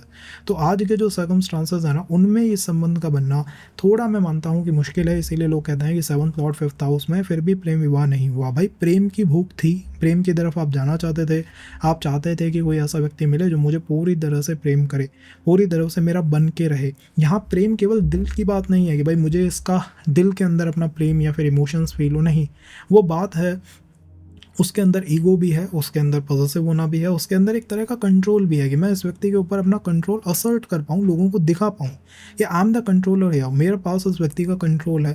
That happens when 7th Lord enters in the पंचम भावा में जाता है। ओवरऑल सिचुएशनशिप्स एंड ऑल जो नई चीज़ें चल रही हैं, जो होता है कि भाई थोड़े टाइम के लिए संबंध में आ गए, उन चीज़ों से यहाँ बचना चाहिए, otherwise negative Karma forward create हो जाता है। सेकंड बात यह है कि पार्टनर आपको तब चाहिए होगा जब आप ये महसूस करना शुरू कर दें कि मेरी लाइफ में मेरे पास बहुत टैलेंट है, बहुत पोटेंशियल है, मेरी क्रिएटिविटी बहुत अधिक है, लेकिन कुछ ना कुछ इश्यूज़ या फिर चैलेंजेस का मैं सामना हमेशा करता रहता हूँ। मतलब जनरली मैं देखता हूँ 7th lord in the 5th house, what happens is व्यक्ति के एजुकेशन में ब्रेक आ गए, एजुकेशन के ड्यूरेशन में रिलेशनशिप्स बन गए। जब भी रिलेशन बनता है व्यक्ति ये महसूस करता है कि मेरे अंदर और भी अधिक पोटेंशियल है, और भी अधिक कैपेसिटी है मेरी, लेकिन संबंधों में मैं थोड़ा सा तनाव महसूस करता हूँ या इन चीज़ों को आगे कैरी फॉरवर्ड नहीं कर पाता। जब आपको ये समस्याएं फील होती हैं, only then you need your partner. आप अपने जीवन साथी से कह भी सकते हैं कि भाई मेरे इन चीज़ों में मेरी मदद करो, और जीवन साथी से मिलने के बाद यही परिवर्तन आप अपने अंदर देखेंगे। आप ज़्यादा रिस्पॉन्सिबल महसूस करेंगे, आप रिस्पॉन्सिबल ऐसे फील करेंगे कि यार अब तक मतलब जो रिस्पॉन्सिबिलिटी चलाना मेरे लिए भारी हो रही थी, चाहे वो फादर साइड हो, मदर साइड हो, मैं छोटी छोटी चीज़ों को लेके ओवर थिंक करता था या ये सोचता था कि यार मेरे ऊपर इतनी सारी रिस्पॉन्सिबिलिटीज़ हैं, इन्हें मैं कैसे आगे लेके जाऊंगा। कई बार होता है 7th लॉर्ड इन 5th हाउस व्यक्ति में भागने की आदत आ जाती है। वो काम को करता है, स्टार्ट करता है और बीच में से भाग जाता है, प्रोमिसेस करता है, बीच में से निकल जाता है। जिस दिन सही जीवन साथी या राइट पर्सन आपके जीवन में आ गया, 5 से 6 लोगों में से भी फिल्टर करने का तरीका है, उस दिन आप भागना बंद कर दोगे।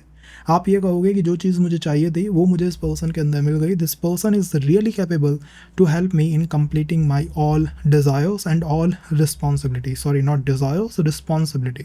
मैं रिस्पॉन्सिबिलिटी इसके साथ मिल के पूरी कर सकता हूँ। यही पॉजिटिव चीज़ है जो जीवन साथी आपकी लाइफ में लेके आ रहा है। कहाँ मिल सकता है? मेरा मानना है मिलने में एजुकेशन इंस्टीट्यूट हो गए, कोई आपने अपनी स्किलिंग के लिए कोई कॉलेज या फिर कोई यूनिवर्सिटी ज्वाइन करी, या फिर आपके फ्रेंड सर्कल या फिर आपके कम्युनिकेशन के माध्यम से पार्टनर आपके जीवन में प्रवेश कर सकता है। ओवरऑल मेरा मानना है कि ये व्यक्ति लाभ की तरफ इंटरेस्टेड है। मतलब ये एक ऐसा व्यक्ति है जो लाभ के बारे में सोचता है, गेन्स के बारे में सोचता है। तो आपका पार्टनर अपने लिए भी गेन्स चाहता है, लाभ चाहता है। वो आपको इस चीज़ में मदद कर सकता है कि कम एनर्जी दो, थोड़ा काम करो, लेकिन ज़्यादा उससे तुम्हें रिटर्न मिल जाए। मतलब अगर आप अपने ऑफिस में महसूस करते हो कि मैं मेहनत बहुत करता हूँ बट रिजल्ट कम आता है, आपका जीवन साथी वहाँ आपकी मदद कर सकता है, क्योंकि आपके जीवन साथी का फुल फोकस है या तो फ्रेंड सर्कल पे, बड़े ऑर्गेनाइजेशन में उनका पार्ट हो सकता है, या फिर वो ये महसूस करता होगा कि भाई मुझे नेम फेम मिल जाए और कम एफर्ट दूँ, अधिक लाभ आ जाए। तो मुझे यहाँ पर ये पोजीशन बहुत अच्छी दिखाई देती है इन द मैटर्स ऑफ लाभ। जब आपको ये चाहिए कि ऐसा जीवन साथी मिले जो लाभ ले रहा हो और मेरी भी मदद कर सके, then you need 7th lord in the 5th house, पंचम भाव के अंदर। फिर भी संबंधों में जैसा मैंने कहा, डिवोशन इज़ द की। अगर आपका पार्टनर आपकी जगह किसी टीचर को, किसी गुरु को, किसी फ्रेंड को, किसी भी पर्सन को फॉलो भी करता है, यू बी लाइक कि मैं बर्दाश्त नहीं करने वाला। That happens when 7th Lord enters in the पंचम भावा। ओवरऑल जल्दी संबंध तो नहीं दिखाएगा, थोड़ा डीले दिखाएगा, क्योंकि त्रिकोण समय लेते हैं काम करने में और त्रिकोणों में रिजल्ट फिक्स होता है। इट मीन्स कि आपका जीवन साथी शॉर्ट वही है जो पिछले जीवन में आपके साथ कनेक्टेड था। इसमें तनिक भी परिवर्तन या फिर डिफरेंस आपको नहीं दिखाई देगा, क्योंकि पंचम भाव लक्ष्मी स्थान होते हैं। इनके आने से एक तो लक्ष्मी मतलब वेल्थ का आगमन होता है, और दूसरा ये जैसे ही एक्टिवेट होते हैं ये इंडिकेट करते हैं कि यहाँ पर संबंध फ्री विल से नहीं, प्रारब्ध से या पूर्व कर्मों से, पूर्व पुण्य से कंट्रोल्ड है। You are not having the great stay in the matters of the सप्तमेश का 6ठे भाव में होना। एक बात तय है कि आपका जीवन साथी आपके प्रारब्ध से आता है। आप किसी भी एस्ट्रोलॉजर से जाके पूछेंगे तो वो कुछ नेगेटिविटी आपको 6th हाउस की बताएंगे कि भाई हेल्थ इश्यूज हो सकते हैं, डिस्प्यूट हो सकता है, डिफरेंसेस हो सकते हैं, ओपिनियंस अलग अलग हो सकते हैं। मेरा मानना है seventh house Lord in the sixth house is one thing for sure कि यहाँ पर संबंध प्रारब्ध से आता है। फ्री विल मैरिज या रिलेशनशिप मैटर्स में बहुत लिमिटेड हो गई है। तो ये जनरल जो डेटिंग्स होती हैं या फिर सिचुएशनशिप्स एंड ऑल जो नई नई चीज़ें आ रही हैं, इनसे व्यक्ति को थोड़ा सा संभल के रहना चाहिए, क्योंकि आप अपने जीवन में हमेशा कोई कार्मिक पैटर्न या कार्मिक पार्टनर ही पुल करते हो, खींचते हो। कोई नेगेटिव पर्सन अगर आपके जीवन में आ गया तो वो जीवन को डिफिकल्ट बना सकता है in this seventh and sixth houses combination. Because free will बहुत है नहीं। आप कोशिश करेंगे कि यार मेरा जो इंटरेस्ट है वो इस पर्सन पे आ गया, मुझे अपने जीवन में यही व्यक्ति चाहिए, बट क्या वो हो पाएगा? तो यहाँ पर दारा कारक का या अदर जो कॉम्बिनेशंस होती हैं उनका काम करना थोड़ा लिमिटेड हो जाता है। डेस्टिनी आपके संबंधों को कंट्रोल करने की पूरी पूरी कोशिश शुरू कर देती है, और जीवन साथी इन द मैटर्स ऑफ रिलेशनशिप या जो कैजुअल रिलेशंस होते हैं उनसे थोड़ा सा व्यक्ति को बच के चलना चाहिए, वो डिफ़िकल्ट सिनेरियो को बना सकते हैं। एडिशनली मैरिज मैटर्स में सेवन्थ एंड सिक्स्थ का कॉम्बिनेशन मेरे लिए एक पॉजिटिव कॉम्बिनेशन है, क्योंकि एक बार व्यक्ति को ये पता होना चाहिए कि किस कर्म से इस जीवन में मैं फ्री या फारिग हो जाऊंगा। सेवन्थ एंड सिक्स्थ के कॉम्बिनेशन का मतलब है कि मैरिज रिलेटेड जो भी कर्म आपके हैं उनको आप इस जीवन में निश्चित रूप से कंप्लीट कर लेने वाले हैं। उसमें कोई इफ बट नहीं रहेगा कि आगे भी भाई साहब यही कर्म मैं कैरी फॉरवर्ड कर रहा हूँ। तो अच्छी बात यह है कि उस कर्म को हम हमेशा के लिए समाप्त या फिनिश या फिक्स करने जा रहे हैं सेवन्थ एंड सिक्स्थ के कॉम्बिनेशन के अंदर। जीवन साथी कब महसूस होगा कि ये व्यक्ति मेरा जीवन साथी है या नहीं है? जब सिक्स्थ हाउस से रिलेटेड एक्टिविटीज़ होना शुरू हो जाए। सिक्स्थ हाउस को त्रिक भाव कहा जाता है। त्रिक भाव के अंदर कुछ नेगेटिविटी, कुछ चैलेंजेस, कुछ ऑब्स्टिकल्स आप देखते हैं, जैसे कि हेल्थ इश्यूज़ हो गए, जैसे कि लीगल केसेस हो गए। तो जैसे ही आप किसी संबंध में जाते हैं, कोई जीवन साथी आपकी लाइफ में एंटर करता है, टू नो कि यही पर्सन मेरा पर्सन है, टू फिगर आउट समथिंग, कुछ चीज़ों को नोटिस करिए कि क्या इस व्यक्ति के मेरे जीवन में आने के बाद कुछ ऑब्स्टिकल्स, कुछ चैलेंजेस कम हुए हैं या ज़्यादा हुए हैं, क्योंकि इन मैटर्स में निश्चित प्रभाव पड़ेगा। अगर ये सेवन्थ हाउस का स्वामी सिक्स्थ में बहुत अच्छा फील कर रहा है, जैसे कि मंगल है सिक्स्थ हाउस में अच्छा महसूस करता है, शनि है सिक्स्थ हाउस में अच्छा महसूस करता है, राहु बहुत अच्छा यहाँ पे फील करेगा, केतु बहुत अच्छा यहाँ पे फील करेगा, तो इन्हीं मैटर्स में आपको पॉजिटिविटी दिखाई देगी कि जहाँ पर मैं बिना मेरे पार्टनर के ये फील कर रहा था कि लाइफ में कैसे इन समस्याओं का सामना करूँ या इनका समाधान निकालूँ, आपका पार्टनर आपके जीवन में आता है, आपका विवाह होता है और बूम, उन समस्याओं का, उन चैलेंजेस का, ऑब्स्टिकल्स का सामना, आपके समाधान आपके सामने आ जाता है अपने आप ही कि भैया ऐसे ऐसे करके ये चीज़ें फिक्स हो जाएंगी या ठीक हो जाएंगी। तो ये एक पॉजिटिव साइड है। वहीं अगर सेवन्थ लॉर्ड हो गया चंद्रमा, शुक्र, गुरु, मतलब एक पॉजिटिव प्लैनेट, तो अपनी तरफ से आपको कुछ ना कुछ लेट गो करना पड़ेगा। जैसे कि सेवन्थ लॉर्ड है मून, सिक्स्थ हाउस में बैठा हुआ है, इसका मतलब है कि आपको आपके पार्टनर की इमोशनल नीड्स का बहुत अधिक ध्यान रखना पड़ेगा। और हो सकता है कि उनकी फैमिली में कोई पर्सन हो जिसको इमोशनल हेल्थ इशूज़ हो सकता है कि उनकी फैमिली में कोई मदर है या कोई फीमेल है जिसको साइकोलॉजिकल ट्रबल्स हैं, और आपको उनका भी ध्यान रखना पड़ जाए। तो ये नहीं होता कि हमेशा पार्टनर से ही समस्याएं आएंगी, ये होता है कि एडिशनल रिस्पॉन्सिबिलिटी पार्टनर की आपके शोल्डर्स पे आ सकती है, क्योंकि छठा भाव जो है वो रिस्पॉन्सिबिलिटी का भाव है। ये अर्थ त्रिकोण है, अर्थ में भी दूसरे के कामों को करने वाला त्रिकोण, जहाँ पे आप मेहनत करते हो।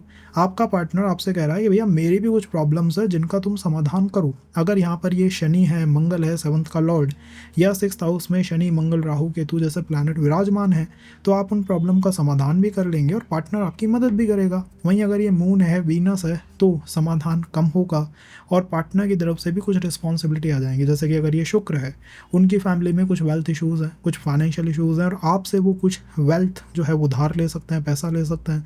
तो इस तरह से टू फिगर आउट कि ये मेरा जीवन साथी है, इस मैटर को एक बार देखेगा कि ऐसा क्या कभी हुआ। ओवरऑल जो ये संबंध होंगे ये डेस्टाइंड होंगे, मतलब लोगों ने ये सोच लिया हो कि यार 35 की एज हो गई है, 40 की एज हो गई है, अब इसका क्या विवाह होगा तो बहुत बेकार विवाह होगा, और बूम, आपका बहुत अच्छा विवाह हो जाता है। तो इस भाव को प्रिडिक्ट करना एस्ट्रोलॉजर्स के लिए भी मुश्किल हो सकता है सेवन्थ और सिक्स्थ के कॉम्बिनेशन को, क्योंकि ये प्रारब्ध का कॉम्बिनेशन है, डेस्टिनी का कॉम्बिनेशन है, जिसके लिए नवांशा कुंडली को देखना पड़ेगा।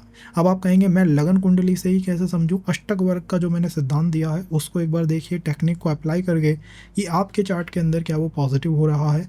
और दूसरा ये देखिए कि यहाँ पर प्लैनेट कौन सा बैठा है। अगर मंगल है, शनि, राहु, केतु या इनका कोई भी कॉम्बिनेशन आ गया तो ये किसी कर्म बंधन को काटने का निश्चित रूप से समाधान आपको प्रोवाइड कर देगा। कई बार ये भी होता है कि व्यक्ति की जगह उसकी फैमिली से इश्यूज आ जाते हैं जब भी सेवन्थ लॉर्ड और सिक्स्थ हाउस का कॉम्बिनेशन होता है, क्योंकि यहाँ पर आपका जो पार्टनर है वो तो ड्रीम्स में रहने वाला है, वो अपने सपनों में रहता है, मतलब वो सपनों की दुनिया में रहता है। ये बात शॉर्ट कही जा सकती है कि आपका जीवन साथी सपनों की दुनिया में रहता है, वो अपने सपनों में लीन है, अपने ही ड्रीम्स में खोया रहता है। तो अगर वो अच्छे प्लैनेट के साथ है, मतलब उनकी फैमिली में अच्छे लोग हैं, तो इसका मतलब है दिक्कत नहीं आएगी। और अगर कोई बुरा लोग है या उसके ऊपर कोई बुरा इन्फ्लुएंस है, जैसे कि 7th लॉर्ड नीच के प्लैनेट किसी के साथ बैठा हुआ है 6th हाउस में, इंडिकेट करेगा कि उनकी फैमिली में सब कोई गलत आदमी है, जिसकी वजह से बार बार मैरिज में इश्यूज आते रहते हैं। तो उसका एनवायरनमेंट भी आपकी मैरिज को प्रेडिक्ट करने में मदद करेगा। ओवरऑल ये पार्टनर ऑफिस से मिल सकता है या फिर ये पार्टनर कहीं बाहर से दूर से आ सकता है। मेरा मानना है ऐसे केसेस में लॉन्ग डिस्टेंस रिलेशनशिप के चांसेस बहुत अधिक रहते हैं और जनरली संबंध आपको आपकी फैमिली का ही कोई मेंबर कराता हुआ दिखाई देगा। जैसे हो सकता है कि मदर साइड फैमिली का कोई मेंबर है, अंकल साइड का कोई मेंबर है जो संबंध को कराने में महत्वपूर्ण भूमिका निभा रहा है। अब आप कहेंगे मैं तो डिले बहुत महसूस कर रहा हूँ, कारण है आपका खुद का तरीका उस चीज़ का कारण है। मान लीजिए आपने अपने आप को डेवलप ही ऐसे कर लिया कि मैं कोई भी काम करता हूँ उससे पहले ही उसमें कमियाँ देखना शुरू कर देता हूँ। मान लो मेरे ऊपर कोई रिस्पॉन्सिबिलिटी है, मुझे आज मेरे ऑफिस से बॉस ने प्रोजेक्ट दे दिया, मुझे उसमें काम करना है और मैं आते ही पहले प्रोजेक्ट में इश्यूज देख रहा हूँ, अपने बॉस में इश्यूज देख रहा हूँ। मतलब जहाँ भी आप समस्याएं पहले ही देखना शुरू कर दें, पहले ही उन प्रॉब्लमों से भागना शुरू कर दें, तो ये डीले या डिनाइल का भी योग यहाँ से चैनलाइज हो जाता है। आपको ये काम आपके पार्टनर को करने देना है, आपको आपके पार्टनर से कहना है कि भैया तुम सपनों में रहो, तुम्हारा भी काम मैं कर देता हूँ, बट मुझको एक फ्रीडम प्रोवाइड करो, मुझको एक ऐसा फ्रीडम प्रोवाइड करो कि मैं कुछ कर पाऊँ। बिलीव मी, मैंने ऐसे केसेस देखे हैं जिसमें महिला थी जिसका विवाह हुआ, 7th Lord is in the 6th भाव, उसने अपने स्पाउस से कह दी भाई तुझे काम करने की भी आवश्यकता नहीं है, तू घर पे रहे, but let me do the work, मुझको करने दो।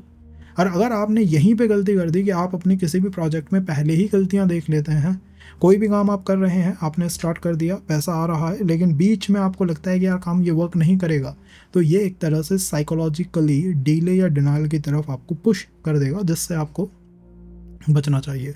ओवरऑल पार्टनर का लोअर बॉडी जो है, नेवल का पार्ट और नीचे की बॉडी जो है उसकी तरफ स्पेशल विशेष अट्रैक्शन यहाँ पर आ सकता है, क्योंकि 5th हाउस में upper body, upper stomach and 6th house में लोअर बैली या लोअर स्टमक की तरफ जो अट्रैक्शन है वो विशेष आता है। हो सकता है कि मतलब वो कोई पार्टनर है, मतलब मेल है, बैली फैट हो, और अगर कोई फीमेल है तो अट्रैक्शन इन जनरली आपको आ जाए। तो इस तरह से इस पर्टिकुलर हाउस को डिकोड करना चाहिए। इसको ये नहीं मानना चाहिए कि त्रिक है तो नकारात्मकता ही होगी, सकारात्मकता भी इसमें है कि हम एक कर्म से इस जीवन में फारिग या मुक्त होने वाले हैं और वो कंप्लीशन की तरफ है। तो कई बार होता है विवाह की वजह से मैं ज्योतिष में आ गया, विवाह की वजह से साहब मैं अध्यात्म में चला गया, दैट इज ऑल्सो पॉसिबल है। अगर 7th लॉर्ड 7th हाउस में ही है तो सप्तमेश का सप्तम में होना is good in the matters कि आपका जो स्पाउस है काफ़ी रिजिड है, काफ़ी अपने पॉइंट ऑफ व्यू का पक्का है, अपने स्वभाव का पक्का है, बदलाव नहीं करता, क्योंकि उसके पास आपकी कुंडली के 11 अलग भाव थे बैठने के लिए, वो दूसरे में जाता, तीसरे में जाता, उसने कहा नहीं मैं तो अपने ही भाव में जाके बैठूंगा। इट मीन्स कि वो अपने अनुसार पूरे एनवायरनमेंट को बना देना चाहता है। इसमें कई बार ये होता है कि आफ्टर द मैरिज आप अपनी स्पाउस या वाइफ की या हस्बैंड की रिदम के ऊपर काम करना शुरू कर देते हैं।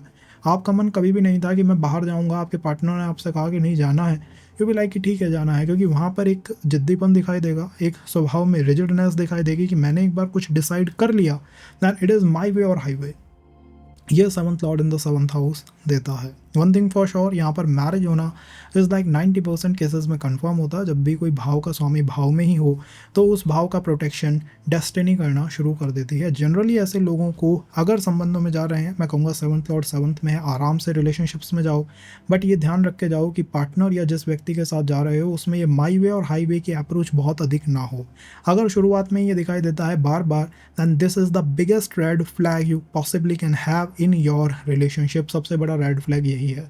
अगर इसमें एंटर कर गए फिर बार बार पछताते फिरोगे कि यार मैं किस चीज़ के अंदर एंटर कर गया, क्योंकि ये माई वे और हाईवे कभी भी बंद नहीं होने वाला। तो इसमें रिलेशनशिप के शुरुआत में जितनी क्लैरिटी है पार्टनर की तरफ से, उतनी ही एट दी एंड रहेगी। ऐसा मत सोचना कि 6 मंथ 1 ईयर के बाद मैं बहुत कुछ चेंज कर पाऊंगा, क्योंकि उसके स्वभाव में बहुत चेंजेस कर पाना इज़ नेक्स्ट टू इम्पॉसिबल। तो उन्हीं रिलेशंस में जाना चाहिए जिसमें पहले की जो टर्म्स एंड कंडीशन है you are okay with it. ऐसा नहीं कि भाई मैं इसको बदल देना चाहता हूँ, वो नहीं होगा।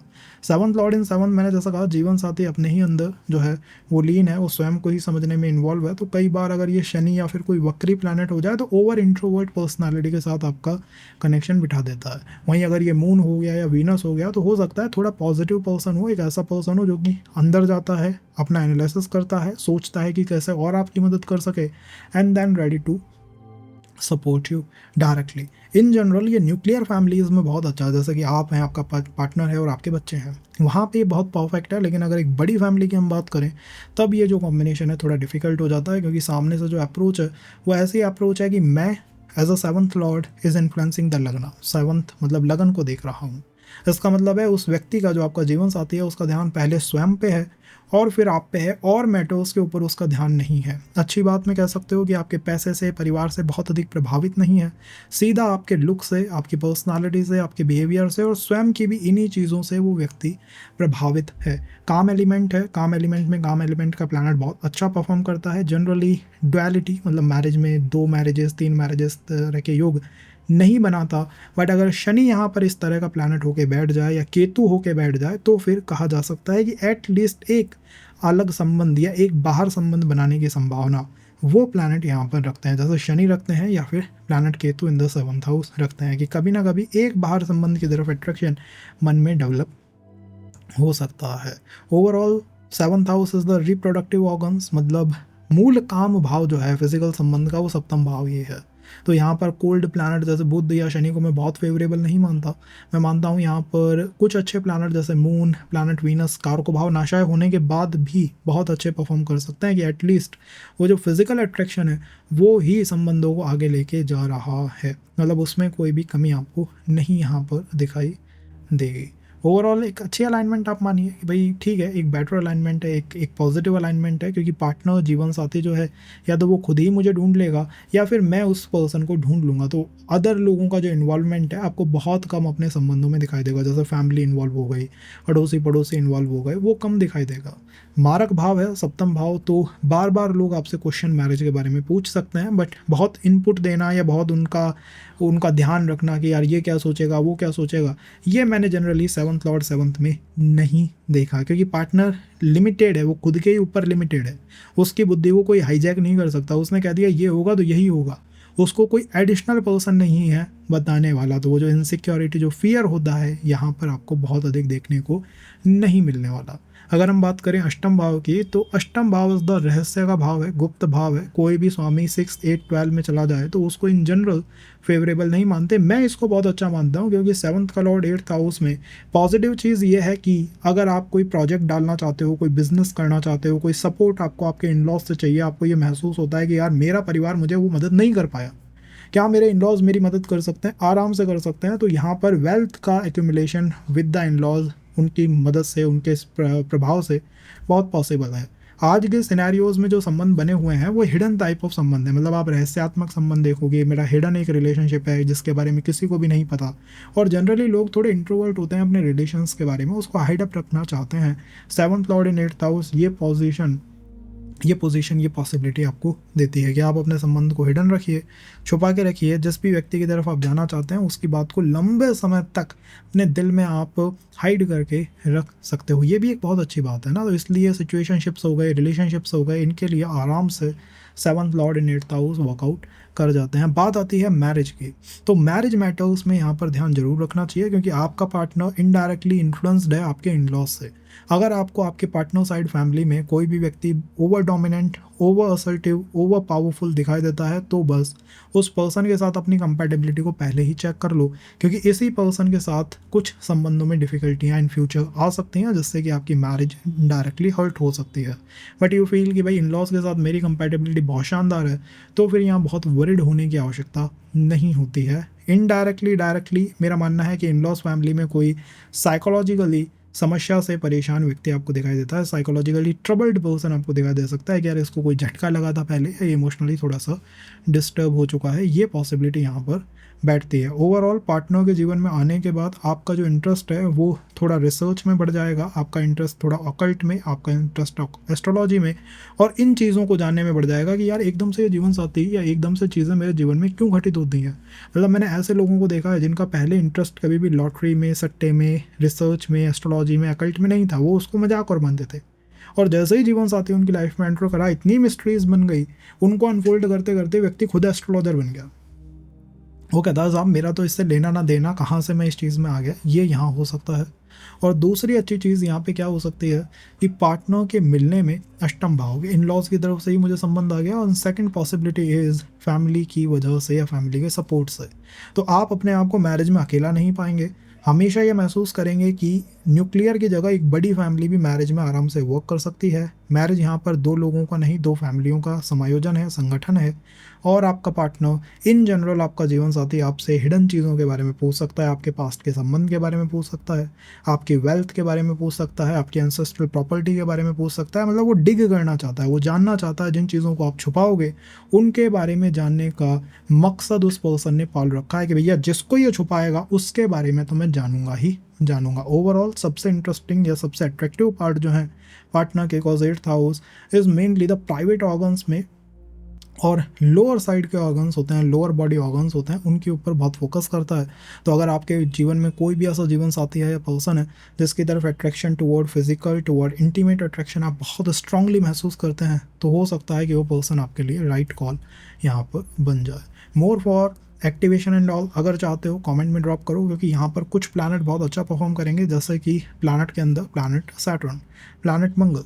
और अगर यहाँ पर मून बैठ गया या वीनस बैठ गया तो फिर रिलेशन में कुछ हद तक वो डिफ़िकल्टियाँ भी ला देते हैं। डिफ़िकल्टी बस इतनी सी होती है कि यार इस चीज़ में समय बहुत लग रहा है, ये चीज़ मिस्ट्री बन गई है, ये चीज़ एक बहुत बड़ा पेंडोरा बॉक्स बन गई है, पेंडोरा बॉक्स ही समझ ही नहीं आ रहा है कि चीज़ें वर्कआउट कर कैसे रही हैं इस संबंध के अंदर। तो मैक्स टू मैक्स ये हो सकता है अगर मून और वीनस 8th हाउस में बैठे हुए हों तो।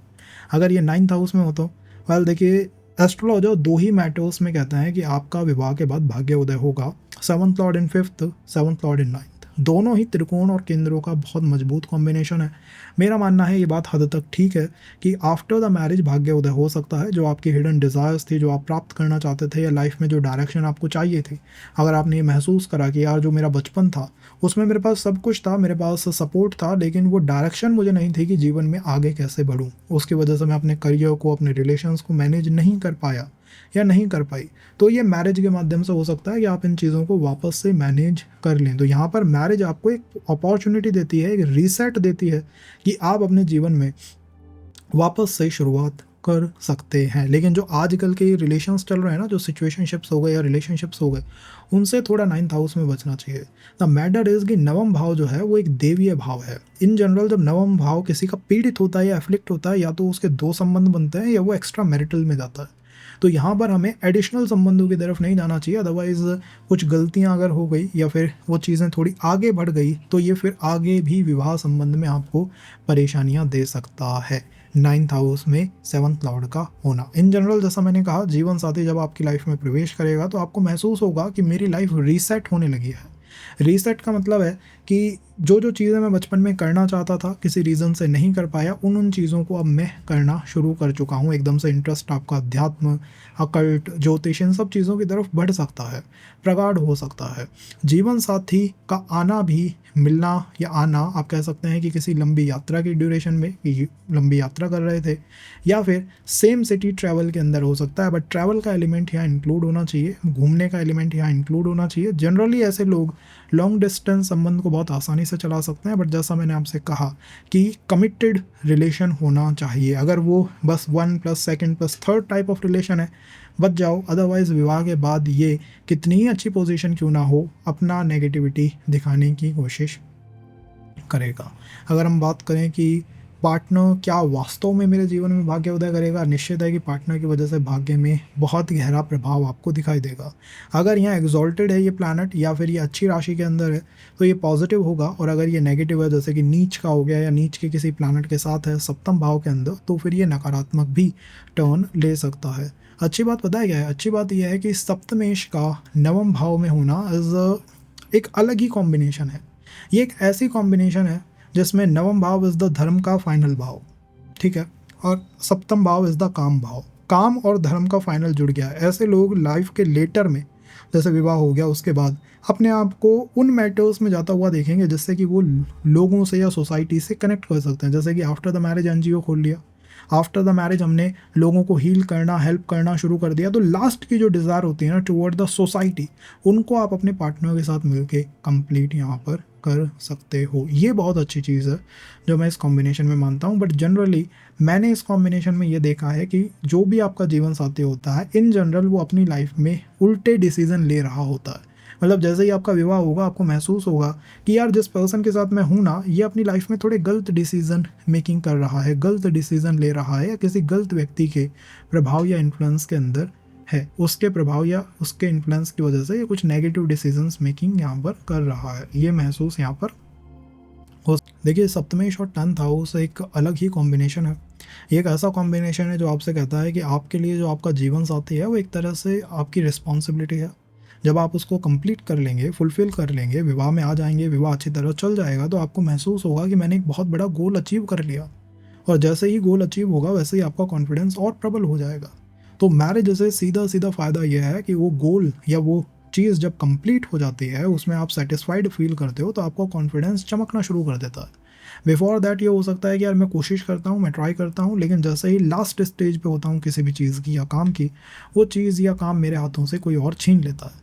ये मैंने बहुत देखा है। 7th लॉर्ड इन 10th हाउस, आपको प्रमोशन मिलने वाला है, आपका कोई ड्यू है वो होने वाला है, बिजनेस चलने वाला है, जो लास्ट स्टेज आई वैसे ही कोई पर्सन उस चीज़ को खींच के ले जाता है।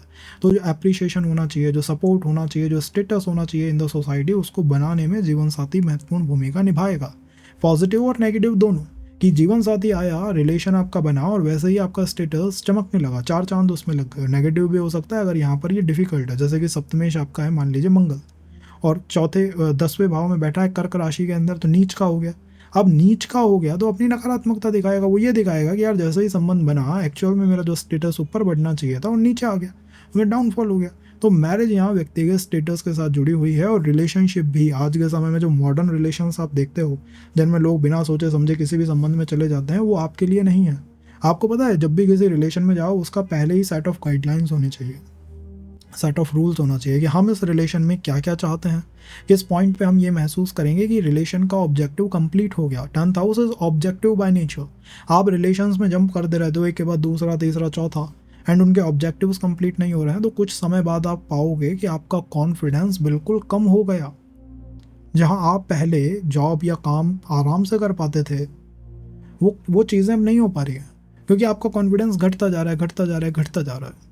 क्योंकि आप संबंधों को एक्सप्लोर कर रहे हो, वो फुलफिल नहीं हो रहे, वो उनका ऑब्जेक्टिव अचीव नहीं हो रहा। और एक इनडायरेक्टली अवचेतन मन कहता है कि भैया जो कॉन्फिडेंस है ना अब आपका कम होगा, क्योंकि आप अपने संबंधों के ऑब्जेक्टिव्स को पूरा ही नहीं कर पा रहे।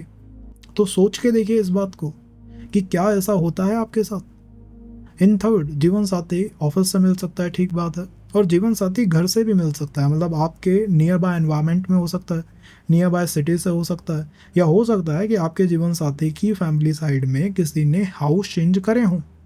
मतलब पहले आपके ही आसपास रहता था बट कहीं और चला गया, या पहले कहीं और रहते थे उसके बाद कहीं और चले गए। तो मतलब उनके जीवन में काम की वजह से घर चेंजेस दिखाई दे सकते हैं। एडिशनली दशम भाव केंद्र है, इसलिए मैं मानता हूँ कि दशम भाव में जब भी सप्तमेश जाएगा आप अपने स्पाउस को फेयर कलर मान सकते हैं, बट फेयर कलर में भी जो सांवलापन है 10th हाउस सैटर्न की वजह से वो दिखाई देता है यहाँ पर प्रोमिनेंट तरीके से। ज़्यादातर ये मैस्कुलाइन पर्सन को ही आपके जीवन में लेके आता है। मतलब मैस्कुलाइन हो सकता है, मतलब थोड़ा ऐसा हो सकता है कि ओवर हेल्दी नहीं है, फैटी पर्सन नहीं है, ये भी 10th हाउस में पॉसिबल है। राशि देखनी पड़ेगी, इट नॉट कि हम राशि नहीं देखें, बट इन जनरल जो प्रिडिक्शन के सूत्र हैं वो इसी तरह बनते हुए यहाँ पर दिखाई देते हैं। और जीवन साथी का आना आपके लिए इम्पोर्टेंट क्यों है, मैरिज करना इम्पोर्टेंट क्यों है, इसलिए है कि आप एप्रिशिएट नहीं हो पाते हैं बाय नेचर लोगों से। मतलब आप किसी चीज़ को लेके आते हो, कोई नया प्रोजेक्ट आप लाए, उस पर आपने काम करा, मान लीजिए कोई एग्ज़ाम हो गया, आपकी फैमिली में किसी ने अब तक वो एग्ज़ाम फाइट नहीं करा था, आपने क्या करा कि मैं इस काम को करूँगा। कोई किसी ने बिजनेस नहीं करा था, आपने कहा मैं इस काम को करूँगा, आपने प्लान लेके आए, काम करा उस पर, लेकिन फाइनलाइज वो नहीं हो पाया। जब वो पूरा होने वाला था किसी और ने उसको आपके हाथों से खींच लिया या छीन लिया। और आपका जीवन साथी इस चीज़ में आपकी मदद करेगा कि वो उस प्रोजेक्ट को छीनने नहीं देगा। तो विवाह से आपका स्टेटस सीधा सीधा लिंक है। अगर यहाँ पर ये अच्छी पोजीशन पे है तो आपका जीवन साथी आपके स्टेटस की अच्छी चाबी रखता है। मैरिज होते ही स्टेटस अपफोल्ड हो जाएगा कि एकदम से ग्रोथ हो गई, प्रमोशन आ गया, एकदम से मैं मजबूत स्थिति में आ गया, घर चेंज हो गया, नई चीज़ें हमने खरीद ली, सोसाइटी में आओ खातिर हमारी होने लगी, और अगर ये नेगेटिव में चला गया है, मतलब कोई नेगेटिव प्लैनेट है इन द 10th हाउस, या फिर वहाँ पर ये नीच का हो गया है सप्तमेश, तो ये इंडिकेट करेगा कि जीवन साथी की वजह से मुझे थोड़ा नीचे देखना पड़ता है। नीचे का मतलब कलर हो गया, नीचे का मतलब लुक्स हो गए, नीचे का मतलब ये हो गया कि जब हम सोसाइटी में किसी पार्टी में जाते हैं तो जो होना चाहिए मेरे पार्टनर के अंदर, मतलब जैसा उसका स्वभाव होना चाहिए, इसका स्वभाव वैसा नहीं है, मुझे नीचे देखना पड़ता है। तो ये प्लस एंड माइनस है 10th हाउस के, बट इसी रिदम पे या धुरी पे आपका संबंध घूमेगा। अब आप कहेंगे कहाँ से संबंध आ सकता है? ऑफिस से आ सकता है साहब, घर से आ सकता है, नियर बाय एनवायरमेंट से आ सकता है। ऐसा हो सकता है कि पहले वो लोग घर के आसपास रहते थे और कुछ चेंजेस उन्होंने करे हों, दैट इज़ ऑल्सो पॉसिबल। और मैं मानता हूँ कि ऐसे केसेस में जहाँ पर 7th लॉर्ड 10th में हो, व्यक्ति अगर अर्ली संबंध ना बनाए तो उसके लिए ज़्यादा बेहतर है। क्योंकि अगर अर्ली संबंध बने और आपको वो मैच्योरिटी नहीं है, 10th house is over mature भावा, अगर आपके पास वो मैच्योर लेवल नहीं है, आपको अपने संबंध का ऑब्जेक्टिव तक नहीं पता कि हम इससे क्या अचीव करने वाले हैं, और वैसे ही वो टूटते रहते हैं, तो आपका कॉन्फिडेंस डाउन हो जाएगा। आप ये महसूस करेंगे कि जहाँ छोटे छोटे काम मैं तेज़ी से कर लेता था, मैं कर ही नहीं पा रहा। एकदम से क्या बदला है भैया? ये बदला है एकदम से। अगर हम बात करें स्पाउस की, तो मेरा मानना है आपका स्पाउस जो है वो अच्छा खासा एसेट लेके आ सकता है, प्रॉपर्टी मैटर्स में बहुत मदद कर सकता है। और थर्ड, आपका जो जीवन साथी है वो अपने लिए कंफर्ट तलाश कर रहा है। मतलब आपको ऐसे ही लोगों को अट्रैक्ट करोगे, खींचोगे अपनी तरफ जो कंफर्ट को चाहते हैं कि उनको कोई कंफर्ट देने वाला या फिर उनकी कोई टेक केयर करने वाला उनको मिल जाए। तो हो सकता है उनकी फैमिली में पहले कोई मतलब कोई चला गया हो, या फिर थोड़ा ट्रबल्ड चाइल्डहुड उन लोगों ने देखा हो, या अर्ली एज से ही वो काम कर रहा हो, कुछ ना कुछ ऐसा दिखाई वहाँ पर दे सकता है। अगर हम बात करें 11th हाउस की, कि सप्तमेश हमारा 11वें भाव में है। 11वां भाव है लाभ भाव। जो भी स्वामी लाभ भाव में जाता है उससे रिलेटेड लाभ होगा। तो यहाँ पर लाभ होगा आपको in the matter house of marriage या in the matter house of संबंध। आपका जीवन साथी आपके गेन से आपके लाभ को कंट्रोल करता है, लेकिन बात यहीं तक लिमिटेड नहीं है। जो 11वां भाव है वो काम भाव है। काम का मतलब क्या होता है? काम का मतलब मेरी इच्छाएं होती हैं। तीसरा भाव भी काम भाव है, लेकिन 11वां भाव अंतिम काम की इच्छाएं, अंतिम डिज़ायर्स को कंट्रोल करता है। सप्तमेश का इसमें बैठना क्या दिखाएगा? ये दिखाएगा कि पिछले जीवन से इस जीवन में भी विवाह हमारे लिए एक अंतिम डिज़ायर की तरह है। मतलब 10th भाव में अगर ये बैठा होता तो आप अपने संबंध में ज़्यादा मीन मेक नहीं निकालते। आप कहते हैं ईश्वर ने मुझे ये दिया है तो ये ठीक। लेकिन सप्तमेश 11वें भाव में एक अलग प्रभाव है। यह ऐसा प्रभाव है कि नहीं भैया, मेरी तो ये चेकलिस्ट है, या मैं ऐसे पर्सन की तलाश कर रहा हूँ। ऐसे केसेस में आपको डिले दिखाई दे सकता है। अदर कॉम्बिनेशन मैटर करती हैं, वो हम हर एस्ट्रोलॉजर के सर पे लिखा रहता है कि और भी चीज़ों को देखिए। बट 11वें भाव में, जैसा मैंने कहा, आपके स्वभाव का अगर ये पार्ट है कि आपकी चेकलिस्ट लंबी है, तो आपको हो सकता है कि ऐसा पर्सन देखने को मिल जाए, या ऐसे पर्टिकुलर पर्सन की तरफ आप चले जाएं जिससे मिलते ही ये लगे यार ये मिला और बस मेरा जीवन का जो मूल इच्छा थी ना वो कंप्लीट हो गई। That is 11th house. ऐसे लोगों से मैं कहता हूँ कि आपका सप्तमेश अगर 11th हाउस में, इट मीन्स कि आपको रिलेशंस को लुक फॉरवर्ड करना चाहिए। आप तो डिफरेंट प्लेटफॉर्म पे ओपन रहिए, कोशिश करिए कि यार नए नए लोगों से आप बात करें, क्योंकि हो सकता है कि कोई भी व्यक्ति आपको वो कनेक्ट दे जाए जिससे आप महसूस करें कि भाई यही व्यक्ति है, पर्सन यही वो व्यक्ति है जिसकी हम तलाश इतने जीवनों से कर रहे हैं। दैट हैपेंस इन 11th भाव। लाभ, मूल ऊर्जा जो है संबंध की, वो लाभ है, गेन है आपकी तरफ से या पार्टनर की तरफ से कि भैया कोई लाभ हो जाए। अब वो लाभ किसी भी तरह का हो सकता है, वो किसी भी तरह का गेन हो सकता है, वो स्टेटस का गेन हो सकता है, वो वेल्थ का गेन हो सकता है, वो इमेज का गेन हो सकता है, but overall that is what we are looking for. तो यहाँ संबंधों को यस है, आराम से जाना चाहिए, और ये देखना चाहिए कि थोड़ा डिले हो, थोड़ा समय लगे मैरिज तक पहुँचने में। इन जनरल लव मैरिज के चांसेस यहाँ पर मैं मानता हूँ कि प्रबल रहते हैं, बट विद वन कंडीशन कि जो व्यक्ति मिला है वो पूरी तरह आपकी चेकलिस्ट को कंप्लीट करता हो। अब कुछ लोग कहेंगे यार हम तो डिले का सामना कर रहे हैं। भाई उसका कारण है, डिले का सामना हर वो व्यक्ति करेगा 11th हाउस के अंदर, जो कि 11th house is the house of gain, लाभ का भाव है। और सप्तमेश क्या करता है? सप्तम भाव क्या करता है? समस्या या कमियां निकालता है। ठीक है, तो अगर आपने कोई, आपको लाभ होने वाला है, कोई गेन होने वाला है, उसके लिए क्या करना होगा? किसी प्लेटफॉर्म पे जाना होगा, कोई काम करना होगा, कोई रिस्पॉन्सिबिलिटी, कोई चीज़ अपने शोल्डर्स पे, हाथों में लेनी होगी कि ये मैं करूँगा, और आपने वही करने से मना कर दिया। आपने वहीं गलतियाँ निकाल दी, वहीं कमियाँ निकाल दी। ये आपके पार्टनर के ऊपर है। आपको तो अपनी चेकलिस्ट लेके रेडी रहना है। अगर आप चेकलिस्ट की जगह नेगेटिविटी लेके रेडी हैं कि भैया ये तो नहीं होगा, ये नहीं मिलेगा, नहीं मिलेगा, नहीं होगा, फिर वो नहीं होने वाला है। आपका पार्टनर आपको बताएगा कि मेरे अंदर क्या नहीं है। डोंट अज्यूम कि उसके अंदर ये चीज़ें नहीं हैं, जस्ट आस्क। ये अप्रोच है 10th 11th हाउस में संबंधों को तेज़ करने की। जैसा मैंने कहा, एजुकेशन इंस्टीट्यूट से संबंध बन सकते हैं, मैट्रिमोनियल से संबंध बन सकते हैं, पार्टनर बड़े ऑर्गेनाइजेशन का पार्ट हो सकता है, किसी बड़ी स्केल की कंपनी में काम कर सकता है, ये सारी चीज़ें हो सकती हैं। But the main condition is कि आप अज्यूम ना करें, आप बस चेकलिस्ट बनाएं और ये चीज़ें मुझे चाहिए और उसको मैनिफेस्ट करें। उल्टा अगर आपने कर दिया कि मैनिफेस्ट की जगह आपने नेगेटिविटी मैनिफेस्ट कर दी कि भैया होगा ही नहीं, मिलेगा ही नहीं, मैं जो चाहता हूँ वो तो होने ही नहीं वाला है, फिर यहाँ पर डिले ही डिले है। अगर हम बात करें 12वें भाव की, तो 7th एंड 12th, वही मैंने कहा 6, 8, 12 में अच्छा नहीं माना जाता। मैं बहुत अच्छा मानता हूँ क्योंकि 12वां भाव वो भाव है जहाँ पर शुक्र एग्जॉल्ट करते हैं। इसका मतलब है 12वें भाव में कुछ ऐसा है जो कि आपको वैवाहिक संबंधों में बहुत मदद कर सकता है। और वो दो चीज़ें हैं, पहला है कार्मिक संबंध, दूसरा है 12वें भाव से फिजिकल संबंध आते हैं, और तीसरा 12वें भाव से समर्पण आता है, अल्टीमेट डिवोशन आता है। तीनों चीज़ें हमें संबंधों में चाहिए। It means 7th lord in 12th house is a very good और रिफाइंड पोजीशन। स्पेशली अगर आप रिलेशनशिप्स में बहुत एक्टिव व्यक्ति हैं तो आपके लिए बहुत अच्छा है 7th और 12th का कॉम्बिनेशन। यहाँ पर व्यक्ति को इन जनरल रिलेशनशिप्स में एक्टिव रहना चाहिए, और उसमें भी हर तरह के रिलेशन में एक्टिव रहना चाहिए, क्योंकि जिस भी व्यक्ति के संपर्क में आप आने वाले हो वो शुरुआत में ही आपको एक क्लियर पिक्चर प्रोवाइड कर देगा। बिकॉज 12वें भाव में वीनस एक्सॉल्ट करते हैं, इसका मतलब है कि आपसे चीज़ें यहाँ छुपाई नहीं जाने वाली हैं, चीज़ों को हाइड नहीं रखा जाने वाला है। 12वें भाव में व्यक्ति को मोक्ष भी होता है, अल्टीमेट लिबरेशन भी होता है। यही लिबरेशन का पार्ट है। आपका जो पर्सन है, जिस भी व्यक्ति के साथ रिलेशन में आते हो, पहले ही वो कोशिश करेगा अपनी तरफ से सिग्नल देने की कि भैया ये चीज़ें मेरे अंदर हैं, ये चीज़ें मेरे अंदर नहीं है। तो यहाँ पर रिलेशंस में इन्वेस्ट किया जा सकता है। हर्ट होना, पीड़ित होना, परेशान होना क्या एक कॉल है? देखो 12वां भाव है मोक्ष का, तो कुछ ना कुछ समस्याएं थोड़ा चैलेंजिंग रहेगा। ऐसा नहीं है कि बिल्कुल इजी प्रोसेस रहने वाला है, किसी भी भाव में पूरा प्रोसेस इजी नहीं होता। अच्छी बात यह है कि पार्टनर डायरेक्टली इनडायरेक्टली आपको सिग्नल कर देगा, या आपके इंट्यूशन आपको मदद कर देंगे समझने में कि ये व्यक्ति ठीक है या नहीं है। तो ऐसे केसेस में रिस्क ली जा सकती है। 10th में होता तो मैं नहीं कहता, 9th में होता तो मैं नहीं कहता, यहाँ पर रिस्क ली जा सकती है संबंधों के अंदर। दूसरा, ultimate devotion is your call, your partners call, कि भैया जो भी संबंध बन रहा है, जिसके साथ भी हम जा रहे हैं, वो पूर्ण समर्पित हो हमारी तरफ। That is also 7th and 12th combination is. जीवन साथी कहाँ से आ सकता है? काम करते करते मिल सकते हो, फॉरेन से मिल सकते हो, लॉन्ग डिस्टेंस हो सकता है, दूर का कनेक्ट हो सकता है, या फिर इंट्यूशन वाइज कनेक्ट हो सकते हो। इंट्यूशन वाइज मतलब दोनों का सेम टेस्ट है, दोनों का सेम कलर प्रेफरेंस है, दोनों की प्रेफरेंस टुवर्ड प्लेसेस सेम है, एक ही जगह यात्रा करने गए और मिल गए। तो प्रेफरेंसेस जो चीज़ें लोग समझ नहीं सकते, आप दोनों के बीच में वही चीज़ें कॉमन होंगी। लोग नहीं समझ सकते कि यार एक दूसरे की बातों को ये या फीलिंग्स को कैसे फील करते हैं, यू गोना फील दैम। लोग नहीं समझ सकते कि यार ऐसे कैसे हो सकता है कि कलर तक की प्रेफरेंस ठीक हो जाए, आपकी हो सकती है।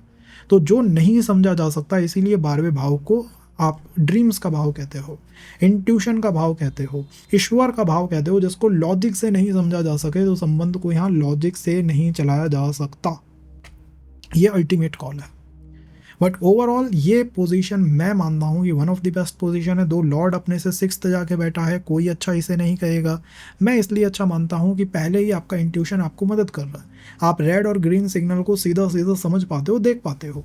हाँ, आपका पार्टनर हो सकता है या आप हो सकता है कि मैरिज या रिलेशन को लेके ओवर ड्रीमी है, हमारी बहुत इच्छाएं हैं, बहुत डिज़ायर हैं, बट वो कोई गलत चीज़ थोड़ी है। गलत चीज़ तो ये है कि एक्स्ट्रा मैरिटल हो, या फिर कुछ ऐसा हो कि संबंध से हम कभी फ्री ही नहीं हो पाएंगे। काम भाव मोक्ष भाव का कॉम्बिनेशन है, अच्छे खासे फिजिकल संबंध दे सकता है। हाँ, जो इन्वॉल्व प्लैनेट है वो शनि बुध ऐसा प्लैनेट ना हो जो कि इन संबंधों में बिलीव ही नहीं करता।